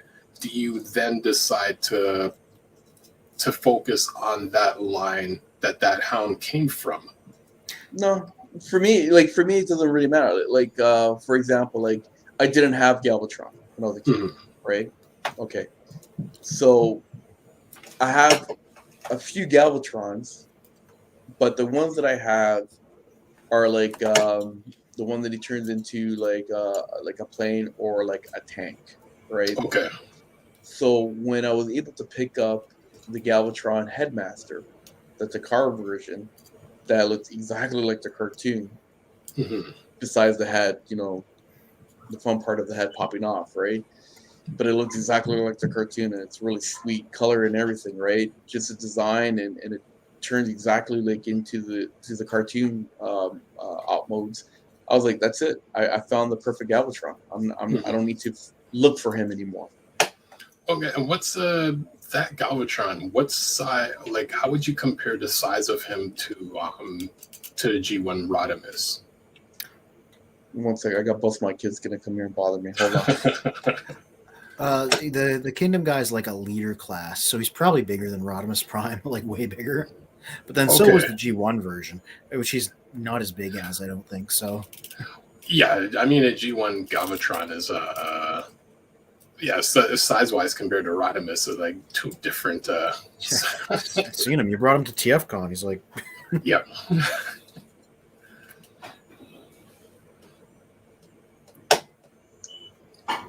Okay, were you guys ready for me? Yeah. Oh, sorry. It wasn't radio silence, but still. Oh, okay. Yeah, so like so the size-wise, it's that size is exactly the same size as the G1 Galvatron. Is he now? Yeah. I haven't compared him. Do you want to go get him? I think you have him. Anthony, I think you have him. The Headmaster What? Galvatron? No, I sold him. But you know what I'm talking about, then. Yeah. The Takara version of that. So it's basically the same Yeah. height-wise as the G1 Galvatron. Is he? Because I like I said, Spin brought his G1 Galvatron there to TFCon, and I'm like, that thing's huge. Yeah, but That's a tall guy. Okay, all right. So I'll be right back. Hold on, let me go get him. Well, Calvin from That's how we do. Facebook Different says, people come in and out.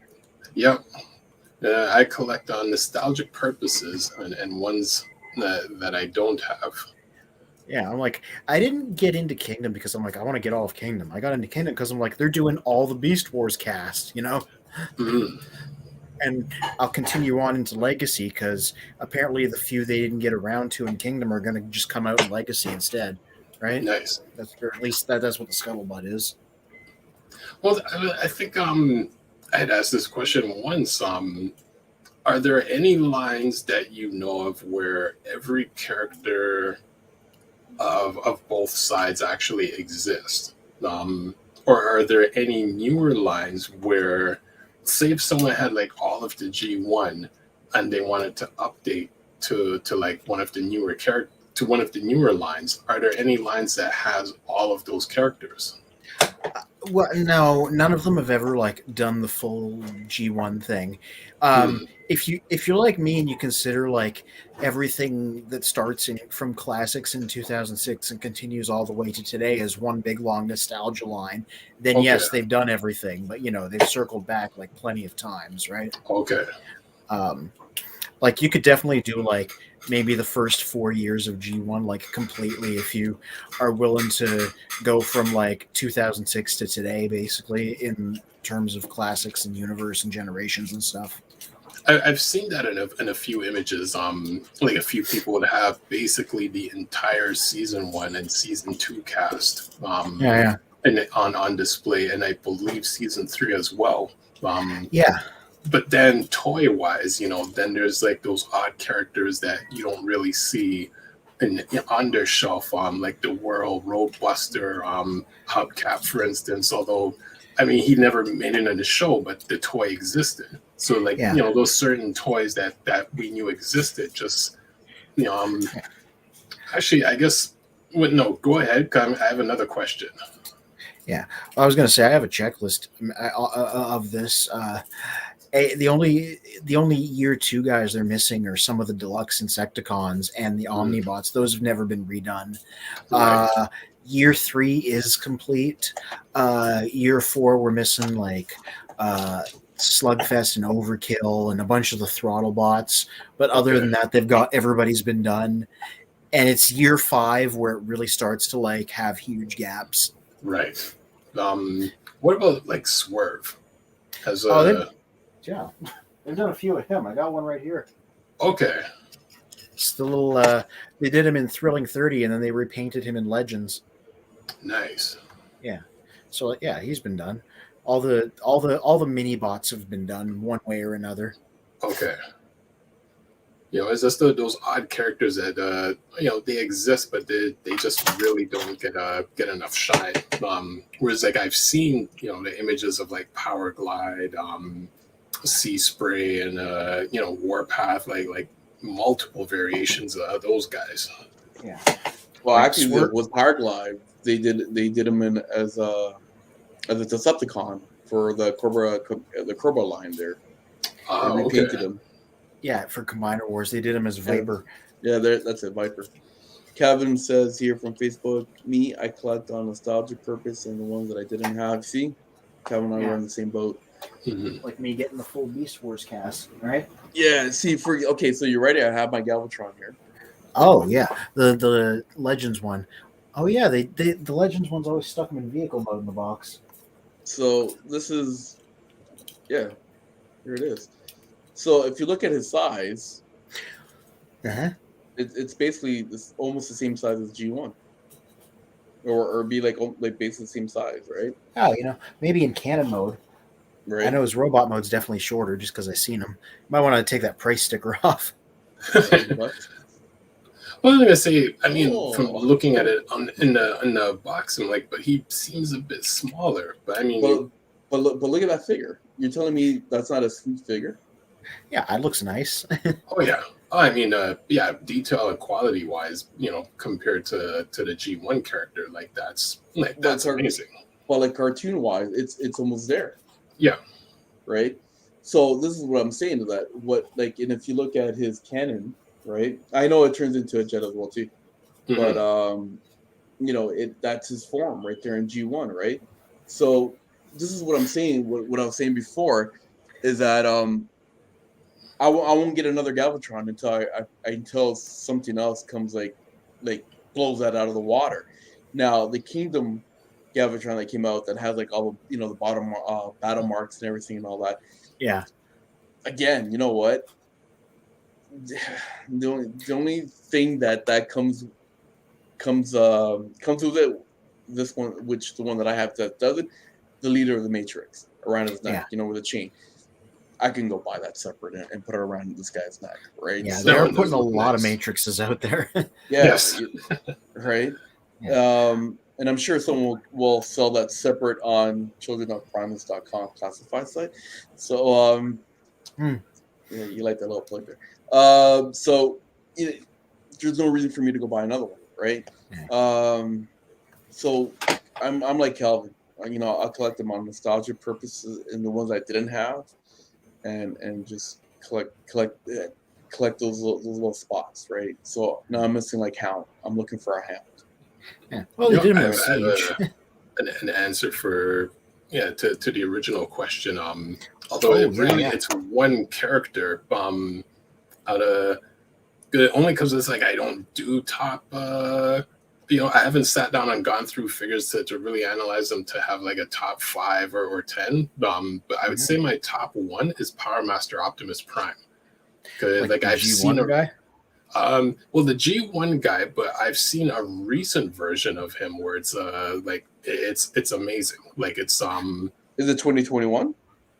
I think 2021. Let me see if this is the image of Power Baser, I think.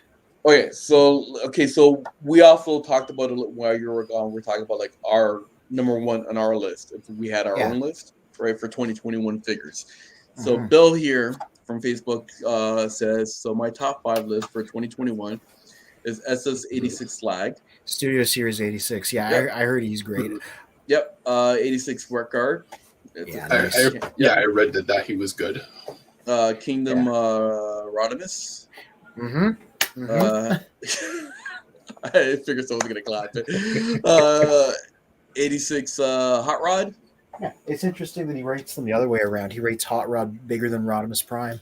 And his number 1 is X Transbot Menacer.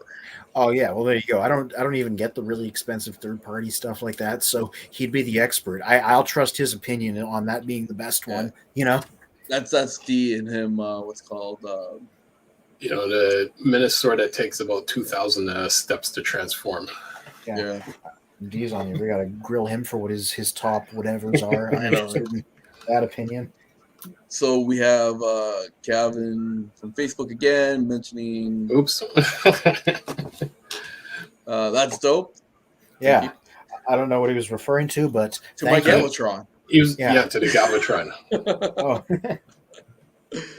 TF Collect here has. Are you gonna do it, Mike, or am I gonna do it? Okay, I'll do it. TF Collect also has Hasbro needs to do Autobot Target Masters, Sure Shot, Point Blank, and Autobots. Oh yeah, I forgot about those. They're missing some of the Autobot Target Masters too. They did Crosshairs, but they haven't done Sure Shot and Point Blank. Yeah. Yep. It's weird during the Target Master and Headmaster days. It's like they really focused around certain characters, so you overlook all these other great characters that existed. Because there was a whole line of Headmasters, Target Masters, Power Masters, but it's like only like with anything, only the key characters really got the focus. 'Cause in a sense, Hot Rod Cup and and Blur were all ready to focus from the previous season, but now you turn them to target masters, so it's like you've refocused the same characters, and you kind of overlook all these other new characters that came in who were amazing. And I mean, it's only luck that that Brainstorm was kind of like the helped create the headmaster theory within the cartoon, where it's like looking at it as a toy, like he was my favorite headmaster just overall from all the other toys. So he gets mentioned, but then all the other characters just kind of get thrown into the background. At least you got a nice Titans Return figure. Yeah. You should read more than meets the eye. He's one of the central characters in that, so he gets his due there. Nice. I said the only thing sore side I've had on the newer figures is they focus more on the Japanese side of his character of giving him a mouth, whereas I prefer him with the faceplate. Yeah, well, the Titans Return one here gave him a faceplate. It's just the retro headmaster that gives him a mouth for some weird reason. Mm-hmm. Well, it's because they're trying to make him look like the Headmaster's anime. Yeah. Oh yeah, Calvin. Yeah, they have comic book version Galvatron in the Generations line that's out right now. He just said that on Facebook. Yeah, that's they didn't. There's stacks of them at my local Toys R Us. It's a Generation Selects version of Galvatron that's in his either Marvel colors or original toy colors, since that's the same thing they used. So like the one you have. But well, they're in those brown boxes because they're Gen Selects, right? So you got to look at the label. Really? Because the Walmart, the Walmart's in my area. No, he's a Toys R Us exclusive. No, okay. So I actually went into Toys R Us not too long ago, and I see really nothing. And the Walmart, same thing as well too. Nothing. Walmarts they're a joke. I mean, one person posted that their Walmart was stocked, but I think they were in Alberta. Whereas any Walmarts in Toronto, it's pointless to even go into them. They've been empty forever. We got TF Collect saying Titans Return, Legends Galvatron is good. Just upgraded his helmet piece. I got a new helmet piece from my Toy Hacks sticker sheet. Sticker sheet. Oh, cool. If you can send us a picture, that'd be great. Yeah, what was I going to say again? I started to read TF Collect, and then I totally forgot what to say. Let's go back to more comments. Bill. Bill for Facebook again. Just my opinion, yes. Like I said earlier, spent 4 hours converting his X Transbots from cars to robots today. Sometime this week, I'll be combining the second set into Minnesota. We gotta move. We gotta move. Honestly, the four of us. Well, Dee's already in the States, but the three of us, we gotta move near Bill. and the rest of the guys too, like TF Collect and Calvin. We gotta live near Bill, man. You should see his toy store. Or his toy storage, I should say. For real? Yeah. Uh-oh. For real? Yeah. It's not for fake. I was literally thinking about him earlier today too at work. This live announcement on the stream. Bob Saget just passed away, apparently. What? Yeah. Oh wow! For real? Well, not just a second. She was just over there, and she came through to tell me that. Oh wow, that's crazy.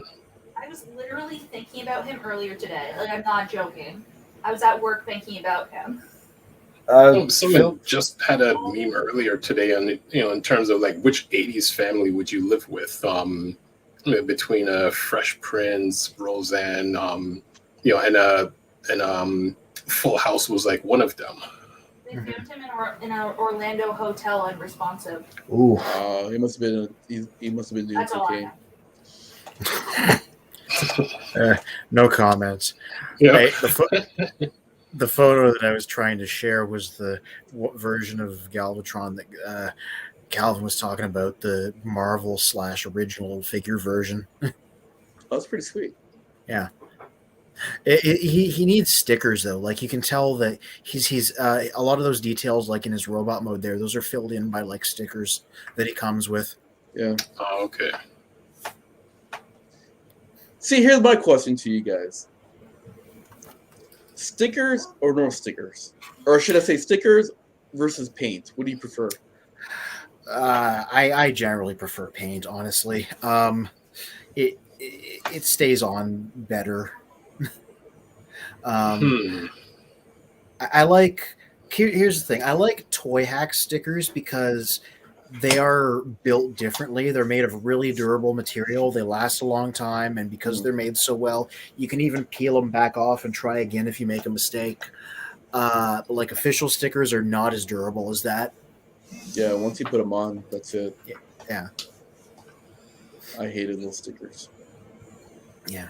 So I mean, this was like. In the case of like this Galvatron here, it's definitely a matter of like unpaintable plastic and stuff. So they just like gave up and were like, just put stickers on them. So, I mean, I some people like them and I see their appeal. They're just not. It's just not my favorite. I think it's also because like I do not have steady hands. So me putting a sticker on, it's like trying to get it right, and it's like this, and then the nervousness gets to you while you're trying to get it on straight. Yeah, no, I always hate stickers. I think for me, it's I mean, again, going back with older characters, it's it depends on the stickers. Say like the Autobot or Decepticon insignia, like those would definitely go on, but sometimes like certain characters the stickers they came would almost overdo, like like what the intention of the character. Some characters look better without the stickers, but at least you have to have the insignia on it. With the exception of like if the stickers like a headlight or like the tail lamp or something, but then like all the extra ones on the side like weren't needed. Yeah, I think about how like a lot of Hot Rod's an example, but a lot of the 86 movie guys, the animation models were like based on what the figures look like without sticker supplied generally. So like with Hot Rod, you'd have a bunch of extra stuff on their like legs and arms that wasn't on the animation model because they didn't like base it on that. Friggin' Jetfire. 80, like the 80s for Jetfire. Oh my god, that thing was like full of stickers. Oh yeah, that seems like the type that would have like a million. Omega Supreme. That's another one. Omega Supreme had a ton of stickers. Yeah, I don't think I put all of them on. It's just it looked better without. At least half of them, he looked better without. I just made sure the Autobots sticker was on, and that's it. That's the important part. Yeah. So TF, hold on. TF Collect said something else. Oh yeah, because Calvin initially said RC was a target master. No, she was a headmaster. She was a headmaster. Yeah, Daniel was the head, at least in the cartoon. They did that during Titan's Return. I got it over there. Okay.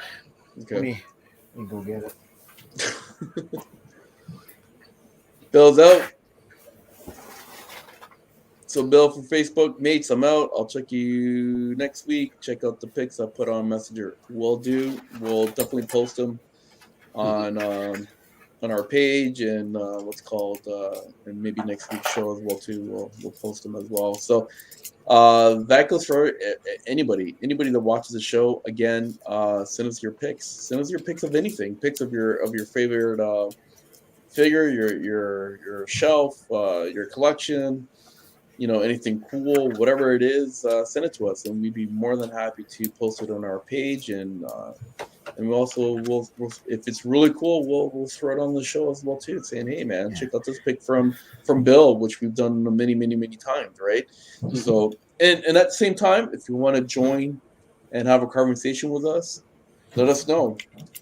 We'll send you the link. You can jump on, have a conversation. Bill has done that with us a few times. Who else did that with us? There was one person, but it was like months ago, so I can't recall his name. There have been others. On. Yeah, there's quite a few that jumped on, and if you guys want to jump on, please ask, and we will definitely send you the link so you can jump on and have a conversation on the topic. Whatever topic we're talking about, right? If you got something to say, jump on. All right. So like I was saying, Headmaster RC. This was in Titan's Return. Mhm. It was another exclusive. I think it was another Toys R Us one. Blow my window up. Enhance Blow 'em me. up, Mike. Blow 'em up. Yeah. There you Titan's go. Return, and then you take the head off, and then if you look real closely, let me get real close. It's Daniel's exosuit. Nice. There you go. It squashed a bit because of the Titan Master size, but it's there. They gave it the silver head. Yeah, this was one of the nicer things they did in that line. Just the thing was they finally made a Headmaster RC exist after like 30-something years. So yeah, Calvin Shrink. Facebook says I have. Oh, we synced that up perfectly. There you go. Calvin, again from Facebook, I have a full version of Galvatron, including that version of them. Mm-hmm. See, Calvin and I, man, we sync. Mm-hmm. We sync alike. See? Yeah. And I also have TF Collect, mentioning paint over stickers, toy hack stickers only to improve the figure. Yeah. Agreed. Totally agree. Then again, we have Calvin from Facebook. I need that version.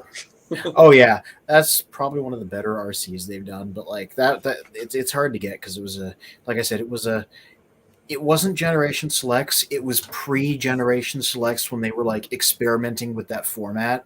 So it was in a black box. You could get it online, or I think Toys R Us carried it. But yeah, kind of hard to get now.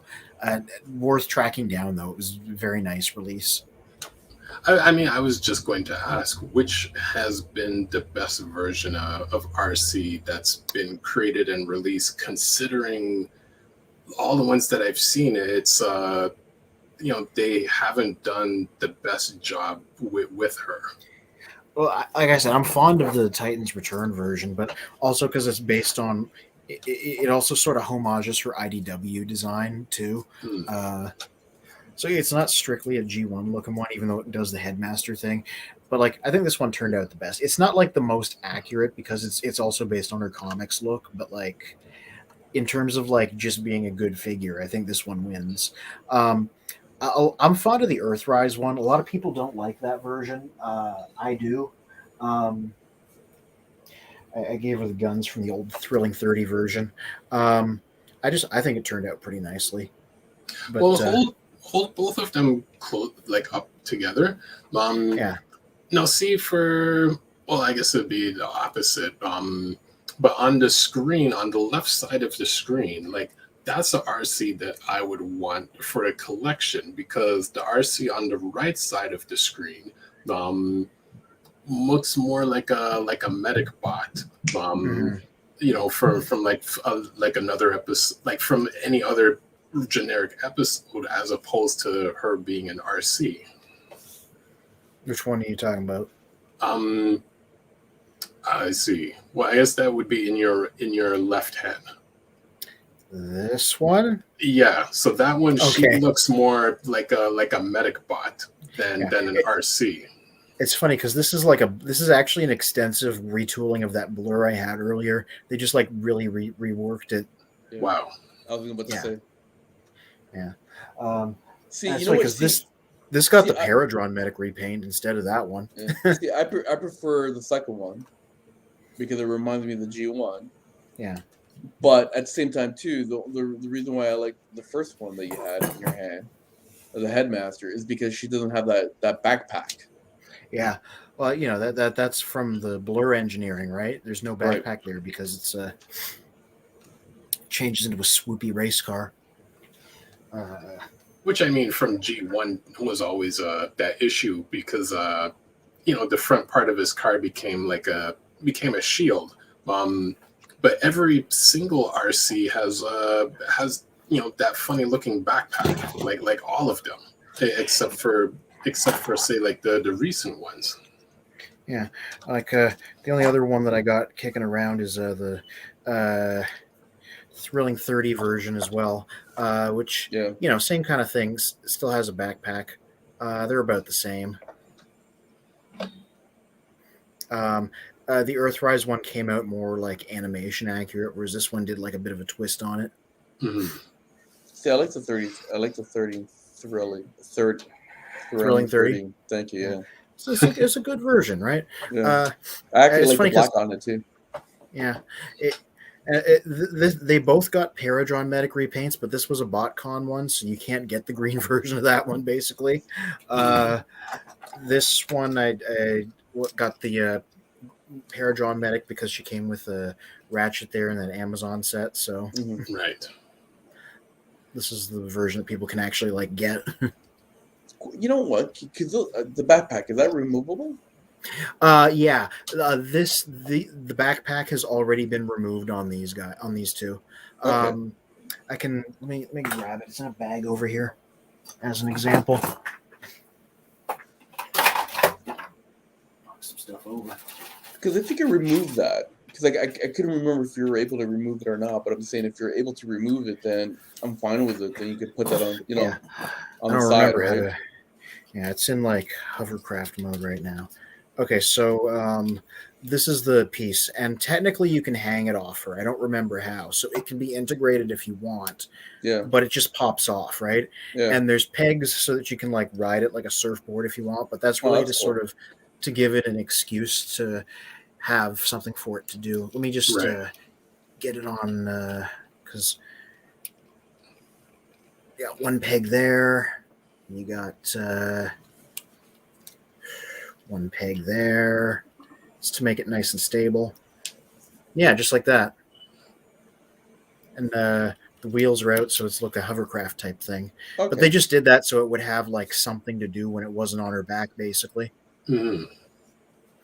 Yeah, and they re-released this in Kingdom also, so it's out there. But yeah, you could just attach it to her back if you wanted, but it didn't look good, so I just like popped it off, put it in a bag.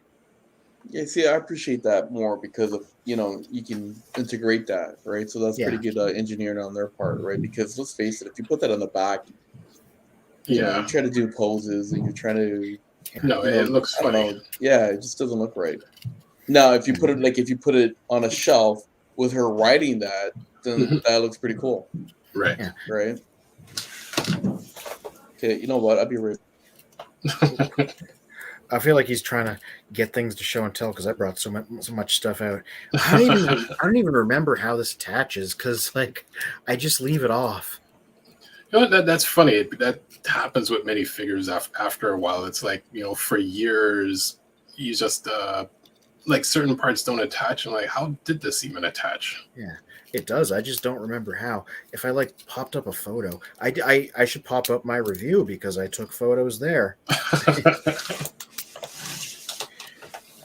Yeah, I'll do that sometimes if it's an old figure that I can't remember how to transform. I'll pop up the review I did because I always sneakily take photos that can be cheat sheets for myself because I'm like, here's the back, here's the bottom of the vehicle mode.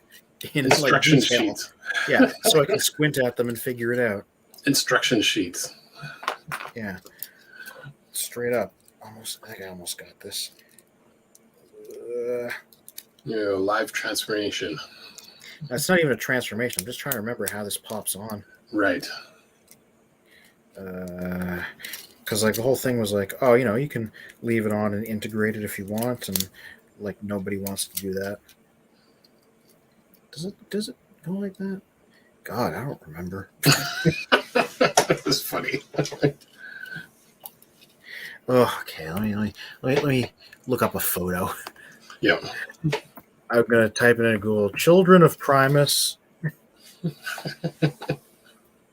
Bot reviews. Earthrise. Deluxe. And everyone that's watching a moment, check out not only check out the top 15 reviews, check out like all the previous reviews that come out on Mondays and Fridays, on childrenofprimus.com in the news and reviews section. Mm-hmm. Oh, okay. So these flip in. See, I'm like, there we go. I took photos with it attached. That's funny.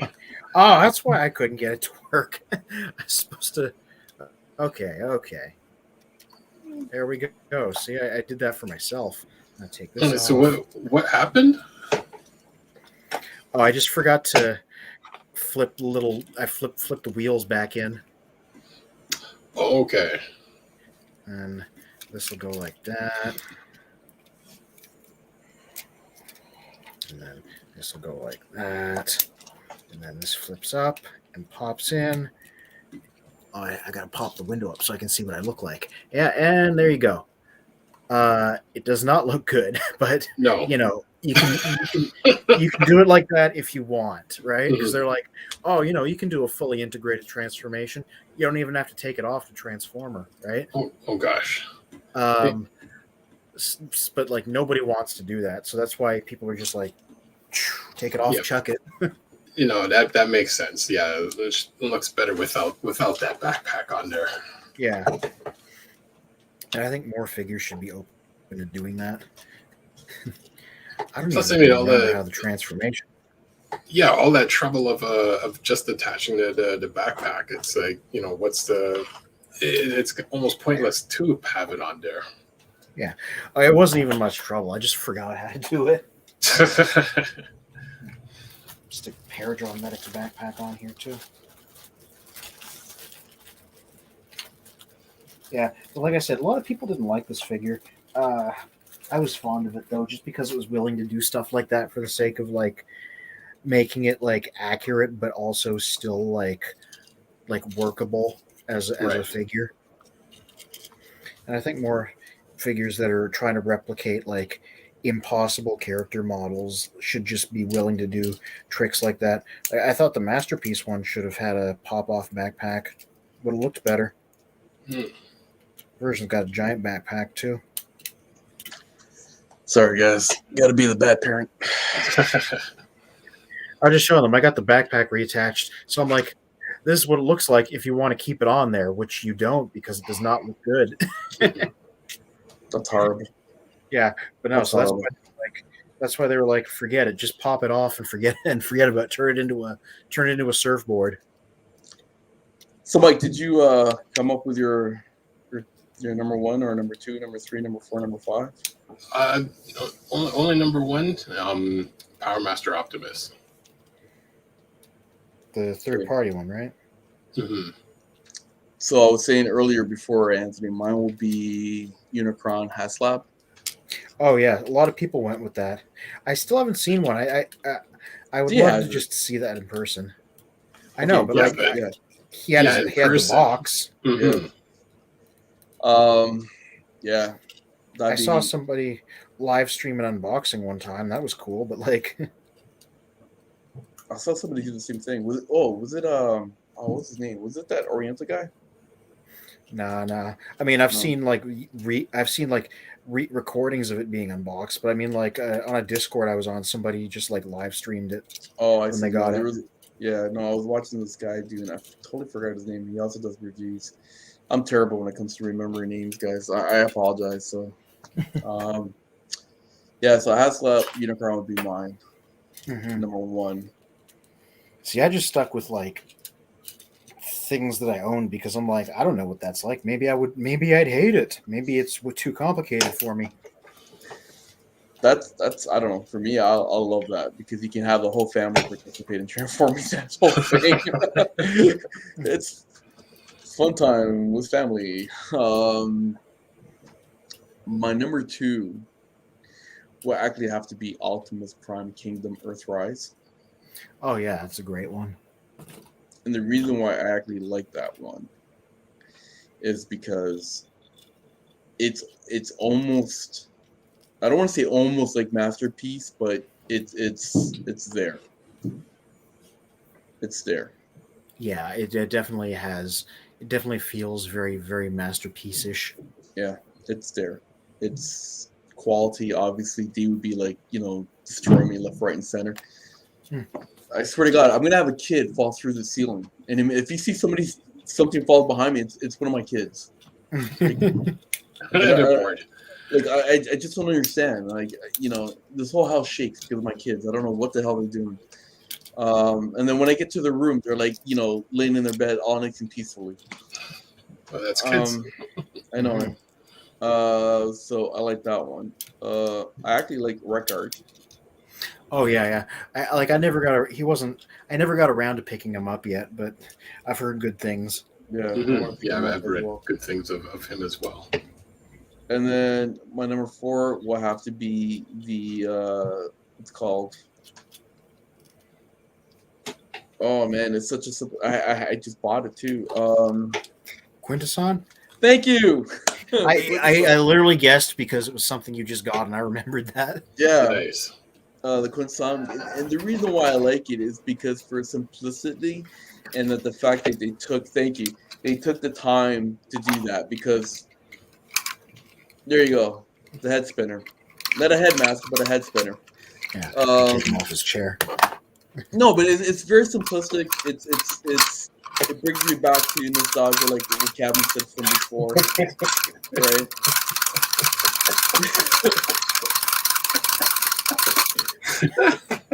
Right around where it stops, nobody knows. Yeah. Everyone's guilty or innocent at that point. Yeah, it's like you can't say if somebody's guilty or innocent if it never stops spinning. No, just leave you in suspense. Yeah.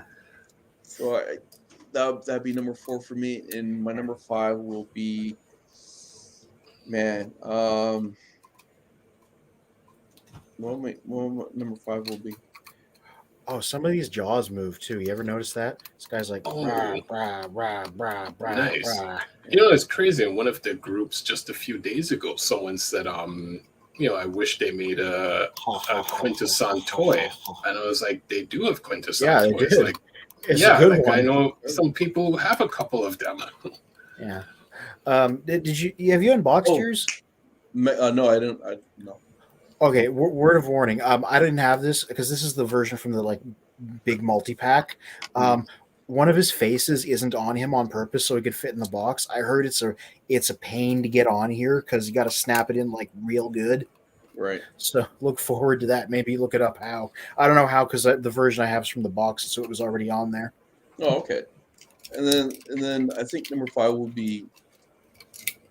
It's a toss up between Ultra Magnus and Megatron Beast War.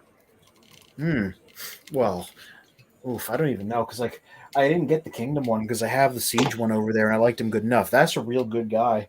But so is Megatron. So I don't know. I call that a toss up myself too.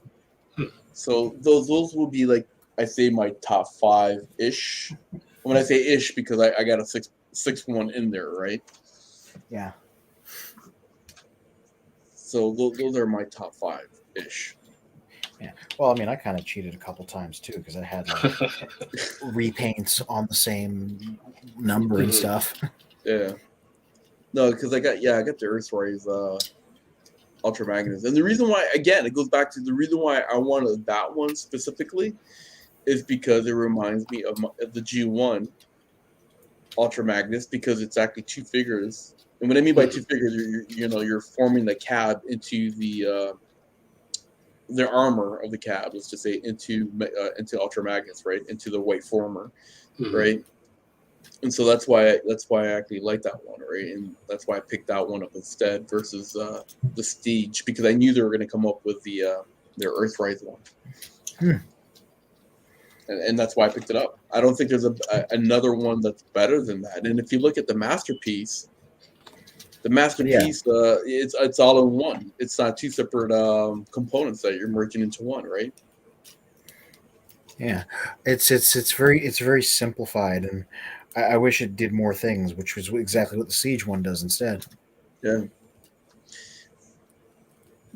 And then for my what's it called honorable mentions, I actually like the Netflix Nemesis Prime. Yeah. I mean, well, it's a good tooling. I don't have him, but I have Siege Optimus, and I have the Earthrise trailer, and it's just those put together. Oh, and he comes with a couple Battle Masters too. So Battle Masters, like when you can get them in a multi-pack, that's always great. I definitely want that. I was looking at a Big Bad Toy Store. They had it for $59, but it's out of stock. And then I went to TF Source, and they got it for $99. Oof, I don't know about that. And we're talking about Americans, so that'd be like 9,000. Oh, Right? So that's crazy. mm-hmm. So what's the other topic that we had to talk about, Mike? Because you sent out quite a few of them.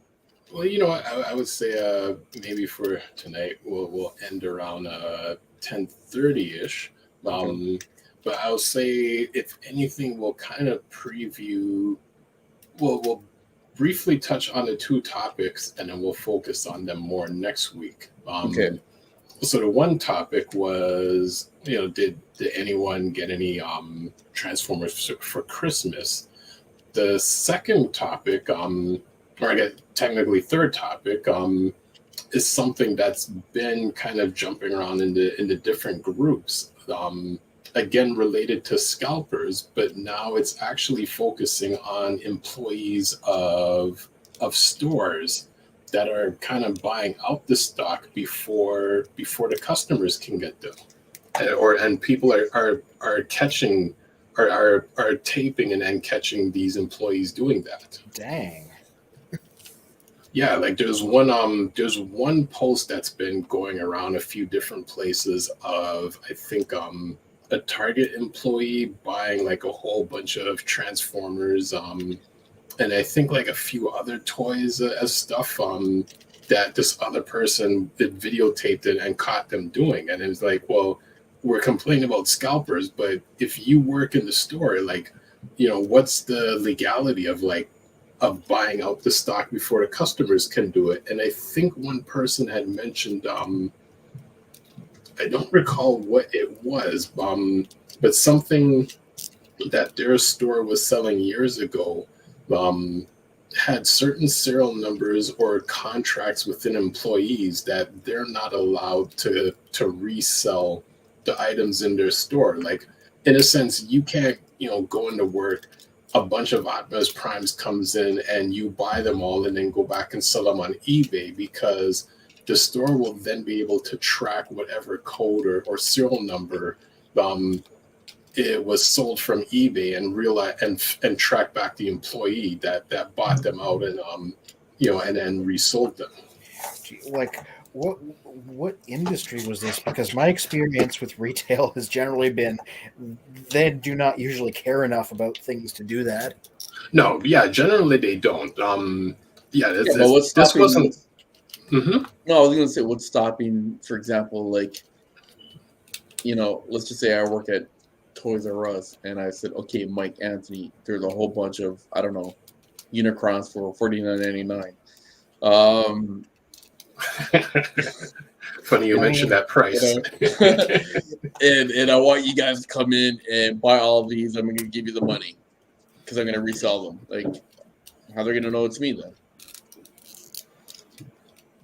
I mean, they wouldn't. I mean, from whatever industry or whatever it was, it's like, I mean, almost like selling stolen car parts. Like, car parts all have their different serial numbers and stuff, and eventually this stuff will get tracked back. But yeah, in general, like, you buy a toy from a store, like, it's impossible to track it. Like, no store is going to spend however much manpower to track down a $50 toy.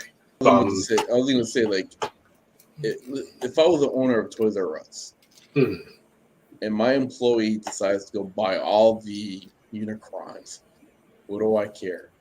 I got my money. I was going to say I've directly benefited from this thing. Sort of. I got my PlayStation 5 because Jess's place of employment knew they were getting them. I still showed up when the store opened, but like, we knew they were there because she was like, "Yo, we got PlayStation 5s." Yeah. So, I mean, that I don't have a problem with, right? Do they got Transformers there too? No. It's a place. He would have already had them. Yeah. It's just unrelated to anything. I was just transforming the RC we were talking about before. Okay. I don't know. You know what? For me, like, I don't know, man. This sounds like we're trying to make it, I don't know, like some underground mafia stuff here. Right? Yeah. my whole thing is this. You know what? If you are working at a in any location that happens to sell Transformers, and you have the money to buy everything, Yeah. good for you, man. And if you're able to resell them at a higher price, great. If you're stuck after, hey man, that's your fault. You took the chance. You took the gamble, right? That's what business is all about.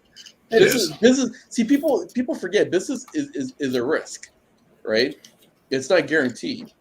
So if you're gonna invest in time and money to do something, right, and you get a return, fantastic. If you don't, well, it is what it is, right? So for me, I don't know. Are these people in these groups making that much of a big deal, or are they just pissed off because they're able to get it first and they have to wait after? Well, I mean, it's both. Wait, sorry, Anthony? I was going to say, I mean, I understand being sour at aftermarket inflation because I think some of it is a little bit ridiculous. But, like, people buying stuff up early, I'm like, I don't know. But I mean, say on the flip side of, say the Soundwave, for instance, like, a Toys R Us near you is going to get it, and that's the Soundwave you want, but you can't get it because the person who works in Toys R Us just bought them all. And yeah. The only thing what you could do, my suggestion is this: you find out who that person is that's buying up all the Transformers inside the Toys R Us or Walmart, whatever it is. You make buddies with that person, you slip them a fin or something, and there you go, man. So yeah, but you don't know that's happening because the thing is, you don't know the people that work in the store. You go in the store and just realize, well, the shelf's empty. You're thinking either the store didn't get it yet, or you have no idea that the employee just wiped out the stock. Like, you don't know this. Sure you can. It's called you ask. You ask the manager, and the manager would admit to that? You never go to the manager. You always go to the sale, like to the kid that's stocking the shelf, man. He's not going to admit to that either. He's not admitting. Like, I'll give you an example, okay? So there was a Toys R Us that was at the where's that place over there in Newmarket, Upper Canada, okay? Okay. So this was like back in 2010. When Transformers again was at its peak, right, selling figures and all that, right? And I went in there, and I was expecting, to get a couple of figures, but they weren't out as of yet. Like, the wave was coming, right? Or they ran out. And I asked the kid over there, I go, "Hey, man, do you know when this is coming in, or do you know if it is coming in, or whatever case?" And the kid will always say to me, "Hey, you know what? Thursdays, that's when we get our shipment in." Mm-hmm. Right? That's a normal answer, though. Right. So you know what? Come by next Thursday. It will be here. All right. I came next Thursday. It was there. Now, if it wasn't there, let's just say, when I see that same kid, I go, "Hey, man, you told me the stuff was supposed to come on Thursday."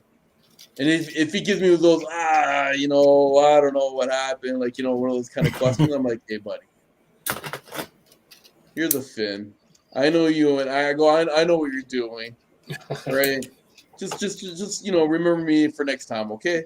Right? If you're that desperate to get that figure, right? So I'm sure that kid's gonna say, "Okay, no problem," right? But that's how I always found out when things were coming in. I just asked simple questions, right? Right. Yeah, but I mean, again, with any store, it's like, you're looking for something and you just say, "Hey, when is it coming in?" And whatever person's there to say, "Well, we get it in Thursdays or Fridays," like, so that's just a regular conversation. You come back the next Thursday or Friday and it's not in. Either they may say, "Well, it didn't actually come in yet. There's a delay or whatever." But no one is going to come out and say, "Well, I bought all of them, so it actually did come in." Yeah, but Mike, that's where you got to be like me, be a little bit persistent. You're like, I will look at the guy, I was like, "Come on, come on, let's go play." You're talking to me. I know what happened. You know what I mean? Between you and I, what really happened? You know what happened? Come on, you got a guy. Don't worry, right? Okay, but but then as you were saying, nice. And now I feel like some ice cream. Yeah. That's exactly what it looks like. Okay, so you call the kid out, and it's like you realize that the kid bought them all. Now He's looking for a sale. Listen, let's be honest. Now you're negotiating the kid for how much are you going to buy it off of him. Hold on, Mike. You're from Gina Finch. I'm from Gina Finch. You know how this shit works. Okay, that's exactly it. I know how it works, so I wouldn't. So there you go. So you wouldn't know that the kid bought it because someone would. He's not going to admit to it. He's going to admit it because you're going to pressure him. You're going to say, "Come on, okay." And the guy, he's going to give in because he's going to want the money. And then you're going to say to him, "Okay, listen, you got a choice. Here's a choice. You meet me in the back. You meet me in the parking lot after you're done work, or whatever the case is, and you bring me a few, and you give me at a discounted price, or otherwise, I'm going to go tell your manager. Either or." I think this is the problem with these groups. Okay, they get all sorry, they get all like pissy, but they just don't know what to do. Right? That's why I tell people, visit Gina Finch, hang out there for a little bit, and you figure out how things work. Yeah, maybe in the 80s and 90s, it doesn't quite work that way now. I mean, people aren't talking. The thing with me is I can't. Many people are talking. Trust me. Okay. I refuse to get that worked up about toys. I just when the people are like, oh, these guys, I'm tracking them on camera doing this, and I'm just like, why do you care so much? This is important to me, but I refuse to take it that seriously. Look, you know what? At the end of the day, if you really want a specific figure, you're going to find it. And you're going to pay whatever the price it is. Regardless if you find it at the store, regardless if you find it online, regardless if you find it through a friend. Because, for example, Danny or Daniel, whatever, he was a guy that I used to call up and say, hey, man, what do you have? Right? Or I'm looking for this specific figure because he had a whole stock. Because he was into he was into the selling and everything, and he had his connections and so forth, right? So that was my guy. No, but I'm saying when people say I got a guy, that was my guy. Okay. Yeah. Or you go to childrenofprimus.com, right, and you can find stuff there too, right? But the whole point that's the other guy. There you go, right? So the whole point is that if you really want something, you're gonna find it one way or another, and you're gonna pay for it. Regardless of what the price is, because you really want it. And that's the key thing. Now, do I really want that legacy sound wave? No. Am I going to pay $150 for it? No. Okay. Now, if someone came to me and said, hey, I'll sell it to you for $25, I'd be like, okay, right?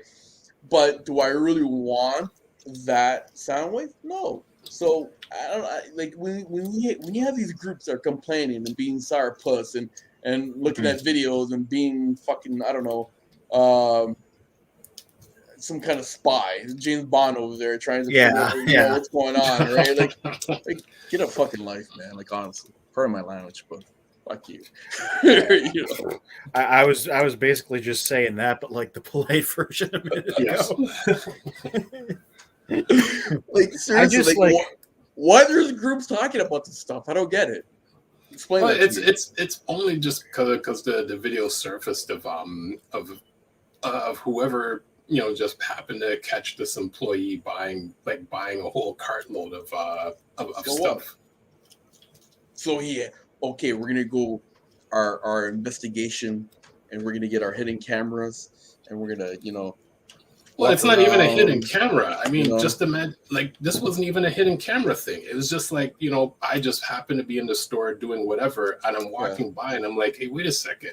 I recognize that guy who happens to be an employee. Wait a second. He just bought an entire shelf of this item. For him. I'm not being investigated. If you're being investigative, that's 10 steps, closer to a bit crazy. It was just more of he just happened to notice this happening. 10 Steps Closer to Crazy sounds like an excellent album title. I know, right? Yep. All I'm going to say to these people in these groups that are talking about this shit, okay, stop. There's other things that you should be talking about and worrying about, like inflation, and prices going up like gas and food and everything else, in homes. One day I want my kids to move out of the house. Stuff like that I should be worrying about and talking about and being angry about, not because, some legacy sound wave costs $150. You have a choice. You pay for it, you don't. Or you know what you could do? You call the guy and say, listen, you want $150? I'll give you 75, take it and leave. That's it. If he takes it, great. If he doesn't, you can, whatever. It's called negotiation. Well, how much is the actual price for a legacy sound wave? Netflix Soundwave, you mean? I don't know what it was originally because it was a multi-pack, so it always had like a weird price. Okay. Like, what do you mean by multi-pack? What do you mean? Because they had like because it's a Soundwave, Ravage, and Laserbeak, right? Okay. The Voyager class with 2 Micromasters. Well, how much should he kind of average for? See, would you call that? Would you really call that a multi-pack because it's Soundwave? You know what I mean? Yeah, well, a multi-pack. Like the original, like the original Soundwave, like the G1 Soundwave came with Buzzsaw, right? Mm-hmm. So you figure that Blaster or Soundwave will come with like little cassettes because it's part of the gimmick. And Blaster comes with Eject, right? The New Kingdom one, just specifically, like right in the box. Yeah, but Blaster didn't come with anything. Mm-hmm. Yeah, I feel gypped. Well, I mean, is it a multi-pack for the sense of originally he came as a multi-pack, so then it's just maybe one extra character now. It's, in a sense, it's still the same thing. Yeah, well, he's a retool of a Voyager that was sold on his own without any cassettes, and then the 2 cassettes he comes with in this version, Laserbeak and Ravage, were sold as a Micromaster 2-pack on their own. So it's a multi-pack in the sense that it's a Voyager plus a Micromaster set now. So I mean, so then would $75 be would be okay? Because I mean, you guys are saying like one. Sorry, Canadian or American? Okay, if we say like 75 American, so I mean, that would probably be like almost 90 Canadian. So like with 90 Canadian, would that be a justifiable price for the Soundwave? Okay, so what is a good price? Or what price do you think they would sell them for $69? $1. $1. Service say no, the price is right. $1. $15.99. Well, some of these Voyager classes, they're the ones that I've seen. They're like $69.99, right? So you figure it'd be around that price, no? Yeah, probably. I'm just like, I was looking up the actual website, and they don't have on Walmart. We see when they take a figure down because it's out of stock, they just say price unavailable. So I'm like, I can't even look up what its original MSRP was supposed to be. What about Toys R Us? Do they have it? No, these were Walmart exclusives. These because like they made a bunch of them, right? The Voyagers and 2 Battle Masters, like they did Optimus and Megatron and stuff. Okay, so and I mean in that case, save $70. So we'll just say an average price of him is $70. So 10 of him comes into the store. TF Collect is still with us and has said, I believe Netflix. Oh, $60. Yeah, $60. That sounds probable. And I'll say $69.99. So we'll go with $60. So say $60 in Walmart. You work in Walmart and 10 of them are coming in. You dish out that money to buy all 10 of them. Take it home, sell it on eBay for $150 each. Like, is $150 like what people are looking to buy it for, or is that just kind of a guesstimate? I don't know. Again, that's just the value that people put, right? Mm-hmm. Listen, all I'm gonna say, if you got to hustle, good on you. because I respect people that have a hustle. Mm-hmm. I really do.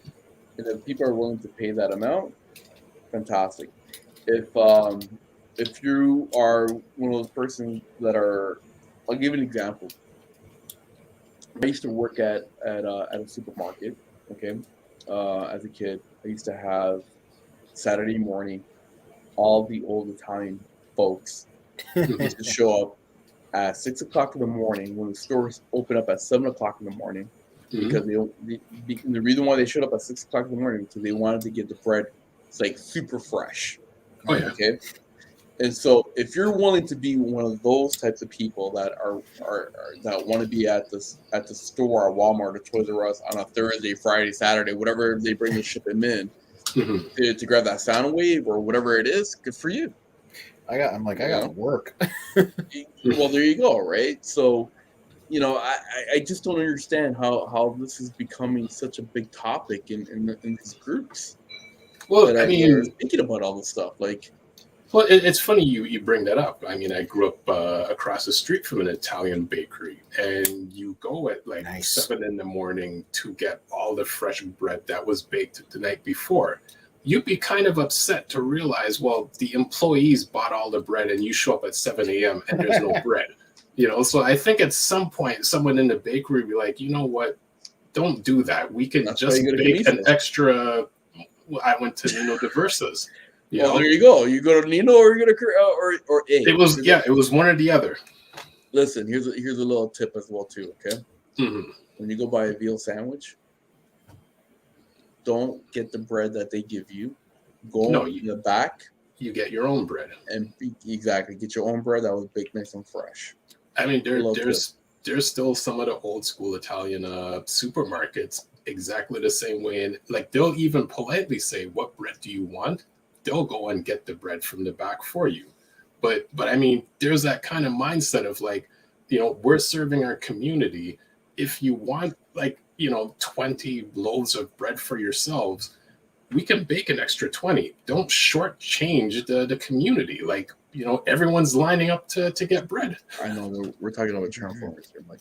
The same thing. I don't know. All I'm just saying is these groups that are exploding over this topic. Get over it. Seriously, go to Children of Primus. Buy your stuff there, or sell your stuff there, or not sell your stuff. Sell your stuff there. Okay. .com. And careful, we'll have to write something into the legal agreement, because technically what you just did is told that employee of Walmart to buy the entire stock and then sell it on our website to everyone else. Well, it's not my problem. It's not your problem. It's not Nancy's problem. What are you talking about? We get a guy. That's our guy. Anthony says shit. I've just been over here transforming RCs. Yeah. Look, 3 of them. I don't know. All I'm just saying is that for me, saying we got nothing. Legality's out of it. 30.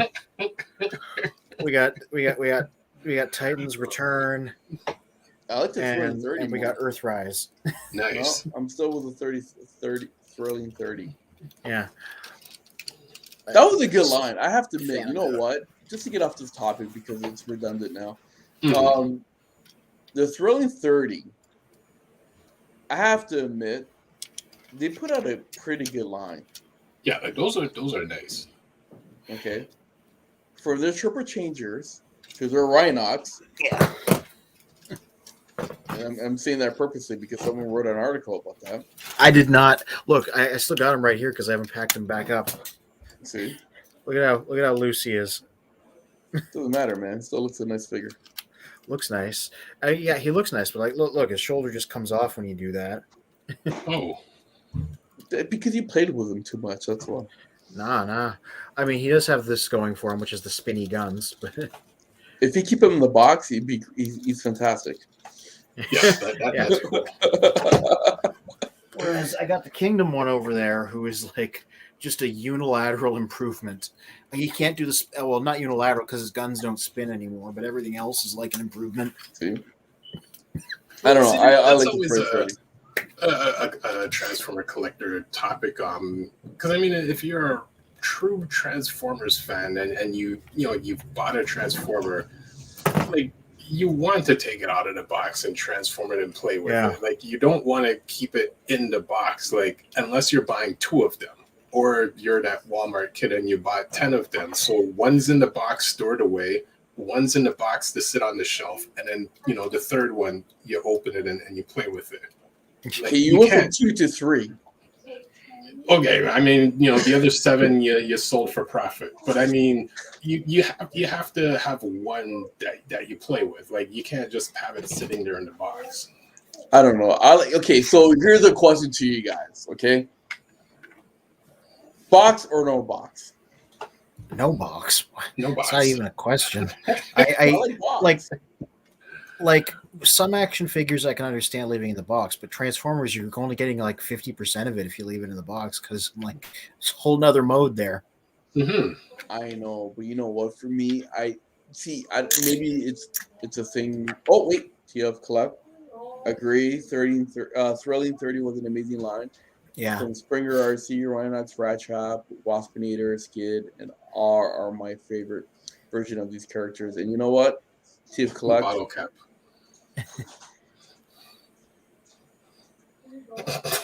All right. Don't worry. What was that?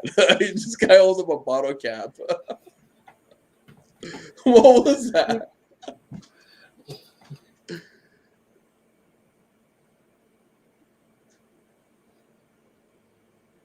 I don't get it. Okay, give me a few minutes. But you guys keep talking.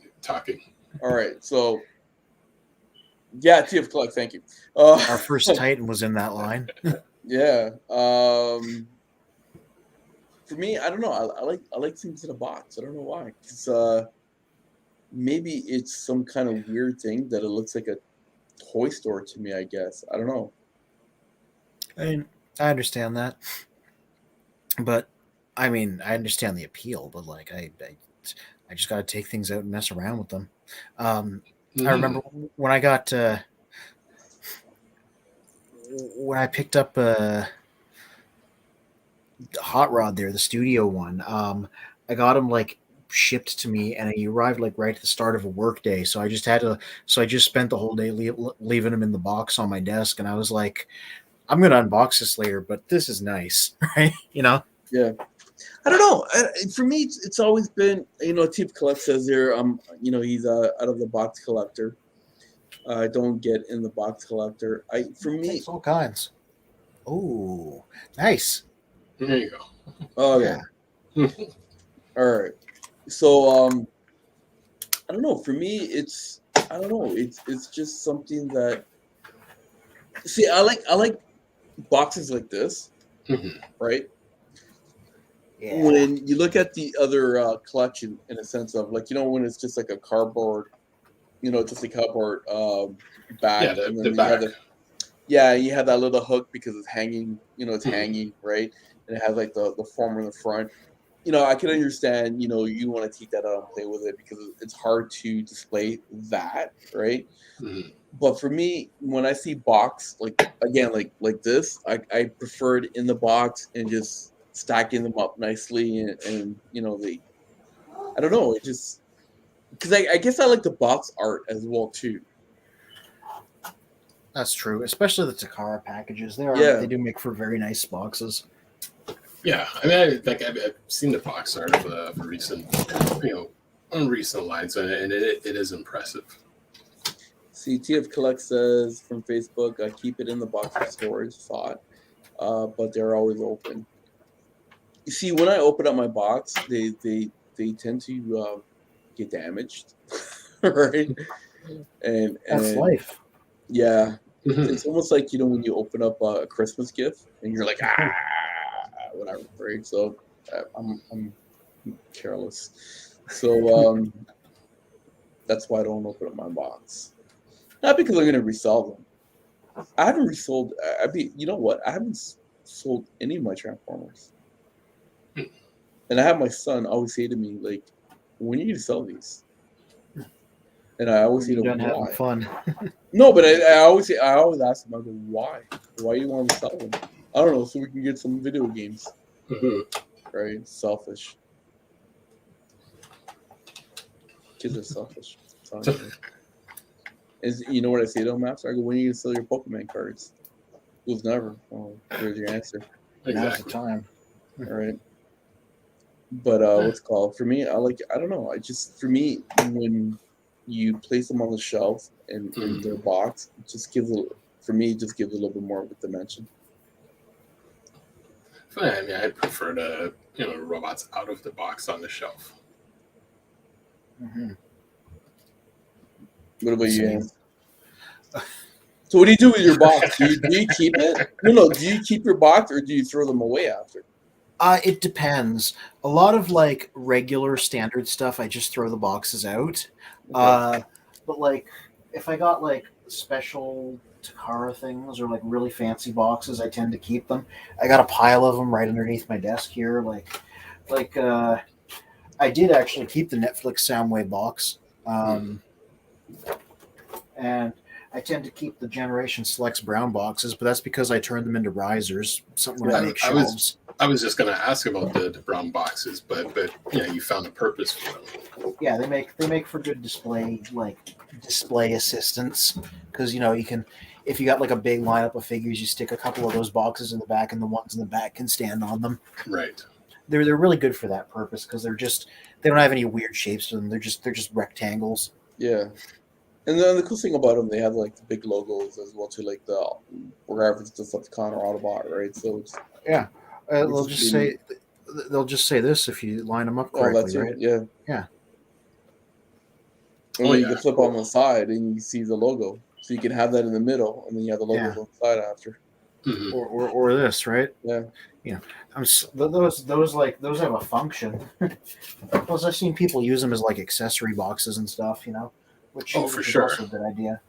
All the extra guns and everything, especially for combiner figures, because it's like the individual characters, like all of their pieces, you need to store them somewhere.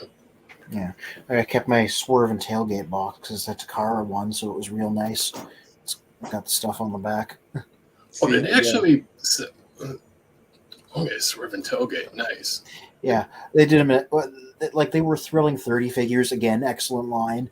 But they put them out in Takara's Legends line too, so I picked up those versions. A little more paint. Where did you get those from?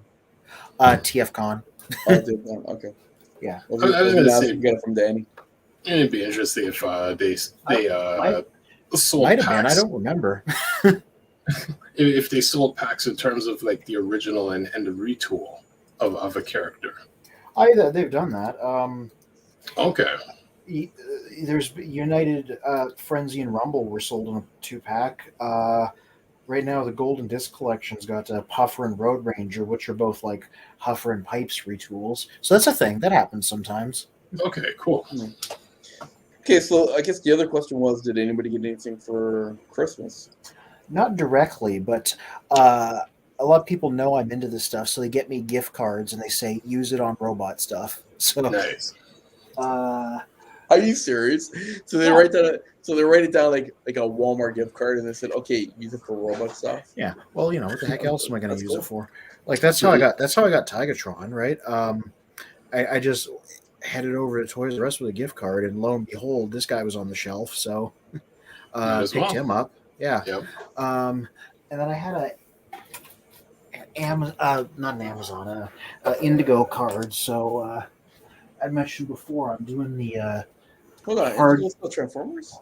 No, they sell books about Transformers. Oh, okay. I mentioned before. So earlier, somebody got me the first volume of the rebooted IDW for my birthday. Right, nice hardcover. I have the single issues, but the hardcovers are nice. So I used the Indigo card to get the second volume, Change in Your Nature. Again, nice hardcover. I'm gonna try and for posterity's sake, I'm gonna try and get all these hardcovers of this series that I'm reading. Nice. This is a good format to have them in. Can you open up a couple of the pages?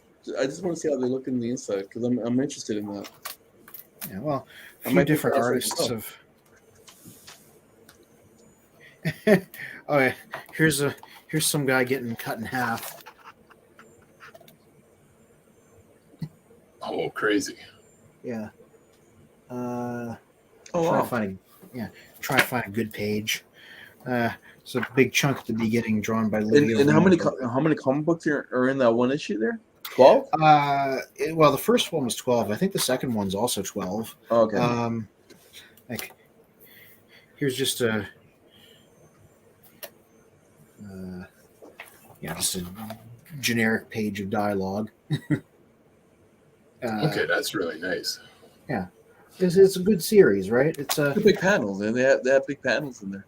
Yeah, like a few different artists contributed. How many issues are in here? Because this collects the first run of Galaxies. Yeah, 13 to 18, and Galaxies 1 to 6.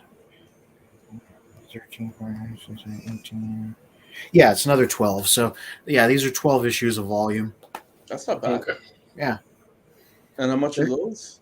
I don't remember right now. They're a bit pricey because they're hardcovers, but like, give or take.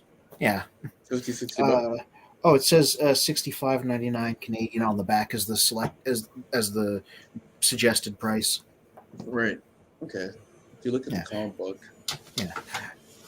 But yeah, I've plugged the series before. Is like this was a good series. So like if this is a good format to read it in too, right? Mm-hmm. It's very hard science fiction. It's very this is a society. Here's how the society works. There's a big cast of characters. Here's how this society slowly descends towards war, but they take their time getting there because they build it all up properly. Okay. Yeah, and because they started putting these out when Siege was new, a bunch of the characters just used their Siege designs just for the heck of it. The artists were literally like, they didn't tell us to, but that's what was out there, so we thought we'd draw them using the current figures just because. Okay. Yeah, so those two things were what I wound up like indirectly getting. Nice. No, that's definitely something that I want to get into. Like I want to collect more of the just one of the comic books, but like more of the hardcovers. Yeah, I know there's I don't know how many there are right now because I'm just doing them slowly, but I know there's more than the 2 out now. Okay. It's like the regular series is on like issue 30 something now, but also there's been a few spin-off miniseries, and these hardcovers collect those too, like, and put them in there where it's like narratively appropriate. Okay. Nice. Okay, so that's something that you got for Christmas. Okay, well, indirectly. No, the ones that I showed you, those were my quote unquote Christmas gifts that I picked up. So those three figures. And plus the Insecticons that we got from right. TFCon, right? Yeah, so those were Santa brought me those. Yeah. You know what I mean? What about you, Mikey? No Transformers for me this year. What happened? You're bad? No, I got them from like 87. Okay, we're talking about 2021. I know. I already got them. Okay. So none for me this year. I mean, you guys collected newer things, so I was wondering if you guys got anything. Although you got the 2 old school Insecticons, so I had to get those, man. Like, I was talking to Santa Claus, and I said, Santa, what's up? Well, you know how Santa Claus works, right? With us parents, right? Like, we got to talk to the big guy. We got to say, okay, what our kids are gonna get. We help out. We're like his elves, right? So, I was saying to him, I've been working really hard, and fighting all this stuff for my kids on your behalf. You lady bum, and what are you gonna get me this year, right? And so we negotiated, and he was like, okay, so you can get these 5 figures, and I said, okay, cool. Is that how the negotiations went? Like, okay, cool. Right. Like, Well, like, was there like another elf there? Was was Rudolph there, like signing the paperwork? I started a page on Facebook, and I was like complaining. Turn this About man Santa? into a tiger. Yeah, about Santa Claus, right? And I started this whole rage. And then everybody jumped on and was, did a secret filming of Santa Claus too about it, right? So what is this story you're telling? It sounds crazy. It's getting late, man. It's time to go. We're almost at the 3-hour mark. Okay, we got like 10 minutes left. Let's finish off right at 3 hours. 7 minutes. Actually, I just while you're transforming Tigatron, I just realized one character that didn't end up in your top 15, and I'm not surprised it didn't end up in the top 15 was that Ravage. Because there's one image of that, like one picture of that Ravage where it's like when you look at him, like he just looks crazy. Which Ravage? Yeah. The Russian one or the original one? No, the Russian one. Oh, okay. Oh dear. Something else fell. It's cool. All right. Divide. Let's go, man.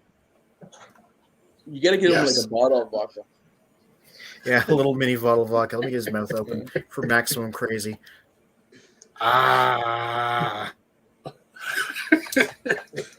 He's here to be a Cold War metaphor. Like the first time I saw the image and everything, I was like, either it was the angle or the lighting that they took of that Ravage, and I'm like, he just looks crazy. Like I like him, but like he's not like top 15 material just because he has a few. Like it's on record. I wrote the review, right? Yes. Yeah, like even from like reading the review, and I'm like, there's that image again. Like it's just hard not to look at it and start laughing. It haunts your nightmares. It does. You know what? I like that Ravage. If I had to pick between him and Tigatron or Cheetor, sorry. I'm thinking of Thundercats here. What's called? I'd rather go with Ravage, to be honest with you. I would more go with Tigatron. Like Tigatron just always had a cool look and presence to him from what I remember of him. Why are you going with Tigatron? What's wrong with Ravage?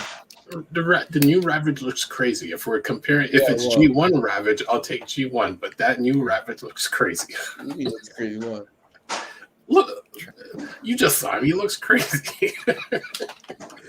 And are you being racist? What's wrong with you? Why is it the white guy that likes the black figure and the black guy likes the white figure? What's going on here? No, but listen, if it's between Tigatron and G1 Ravage, I'll take the G1 Ravage. Yeah. So again, I'm picking the black Ravage. The newer Ravage just looks crazy, whether he's white or black. Like he looks crazy. That's the whole point, right? Don't you want to look crazy? If I was a Transformer, I'm sorry to say, I want to look crazy. Realistic tiger. You know? Yeah. And it's kind of difficult to catch. He looks like what's that group over there that does a magic trick in Vegas? Oh gosh, Siegfried and Roy. There you go. That's where you belong. There you go. There's my Ravage. They just... Where's my pocket tricking Ravage? I only remember like the Simpsons version of Siegfried and Roy, which is also a crazy version. You know? Going to shoot you with his guns while he yells. First, drink vodka. Yeah, we're losing it. 4 minutes left. We're losing it. Yeah. This was, I mean, like I said, he's a little janky because he's like an extensive retool, and he's like got like a nothing animal mode that they added so he'd change into something. That's why it wasn't a top 15 figure. But other than that, like this is what he looked like on the show. So I'm like, good for them. Look how beautiful his head is. His head is not in his shoulder or in his chest. Sorry.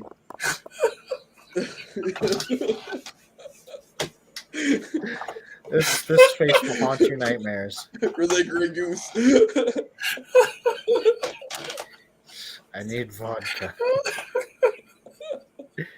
You vodka, or I shoot you with guns. We killed. No, he turned his visual off. I can't handle it. There you go. No,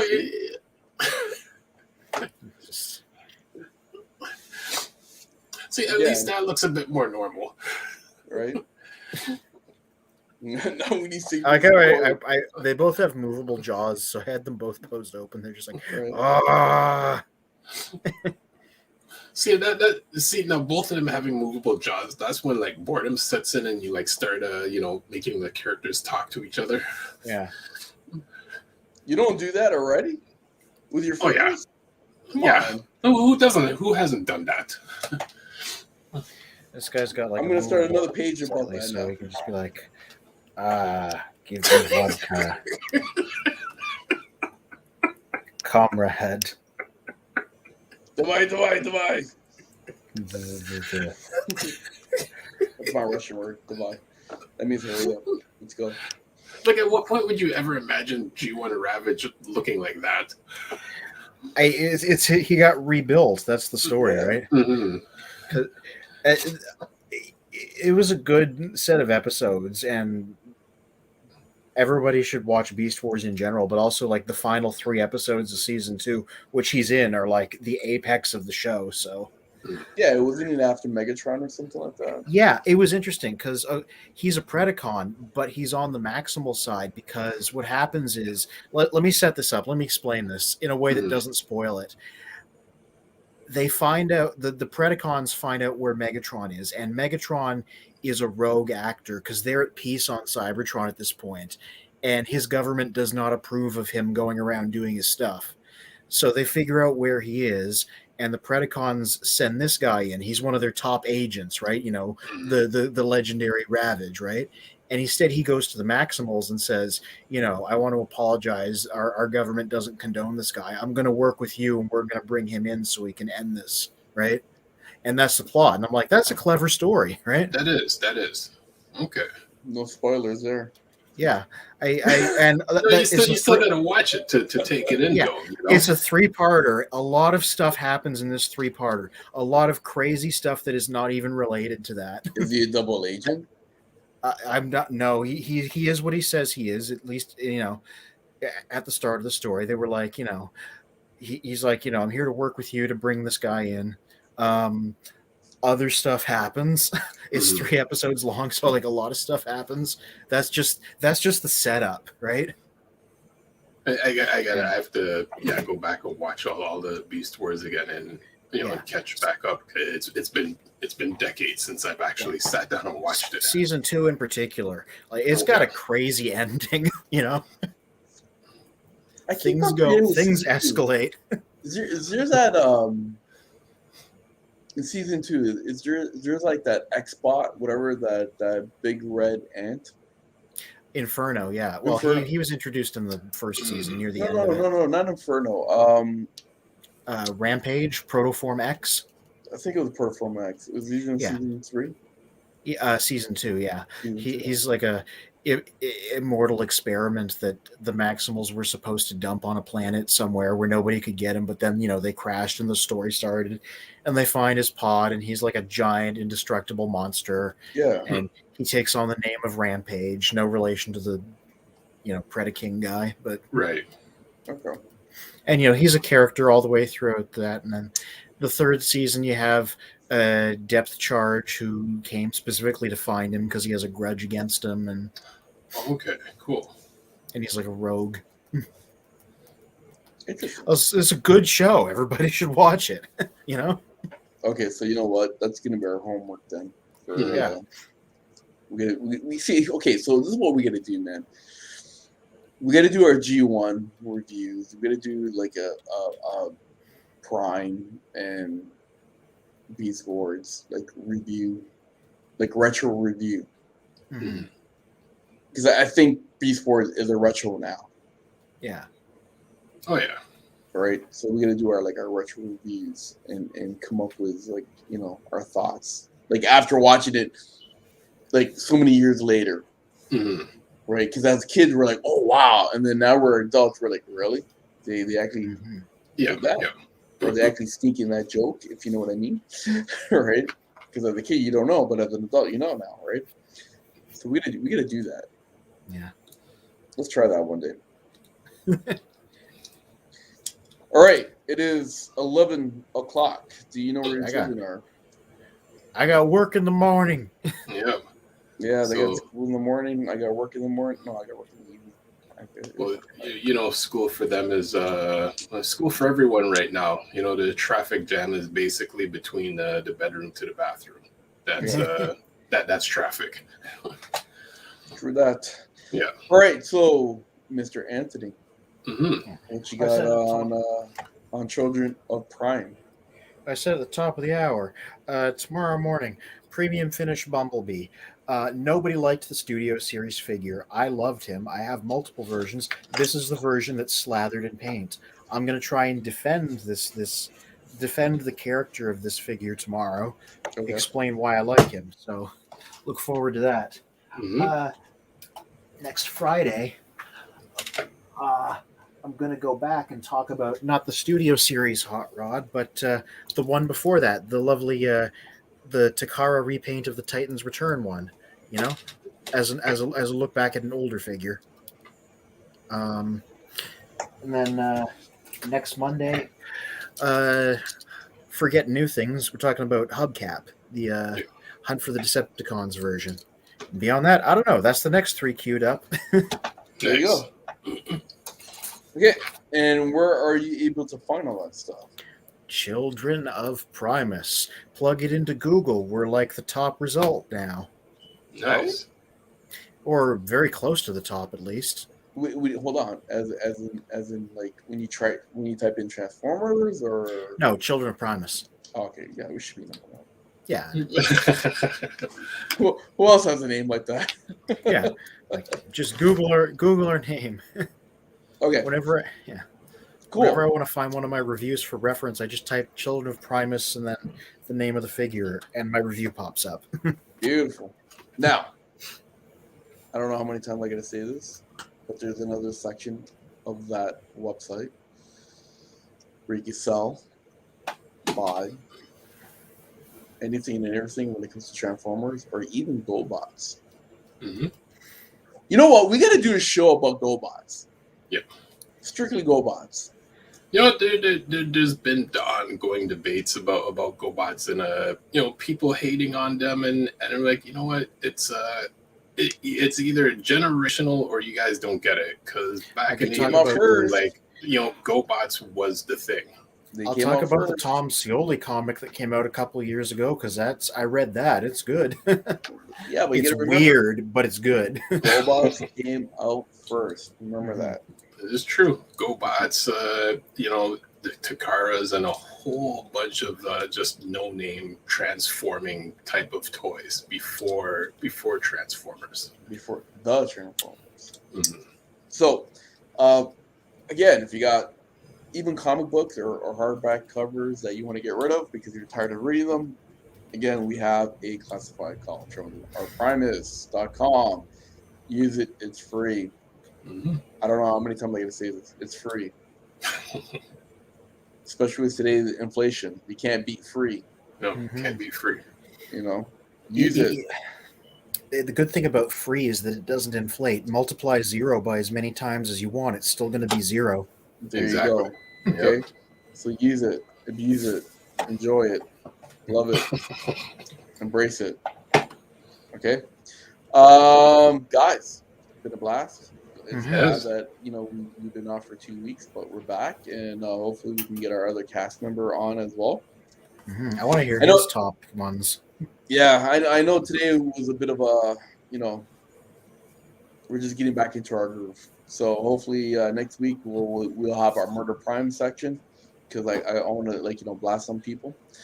We'll definitely talk about other topics that people want to hear about. And if you want to join our discussion. Mm-hmm. Give us a link, and be more than happy to join us. We'll search through the groups, see what whatever the hot topic is, and you know what? By Wednesday, we'll start promoting whatever the show will be for the upcoming week. Mm-hmm. Mr. TF Collect said, enjoy the countdown and discussion. Good night, gents. TF Collect, thank you so much. Even to Bill, Calvin, and Mr. Vintage himself, Toys Review. He has his YouTube channel. Check him out as well.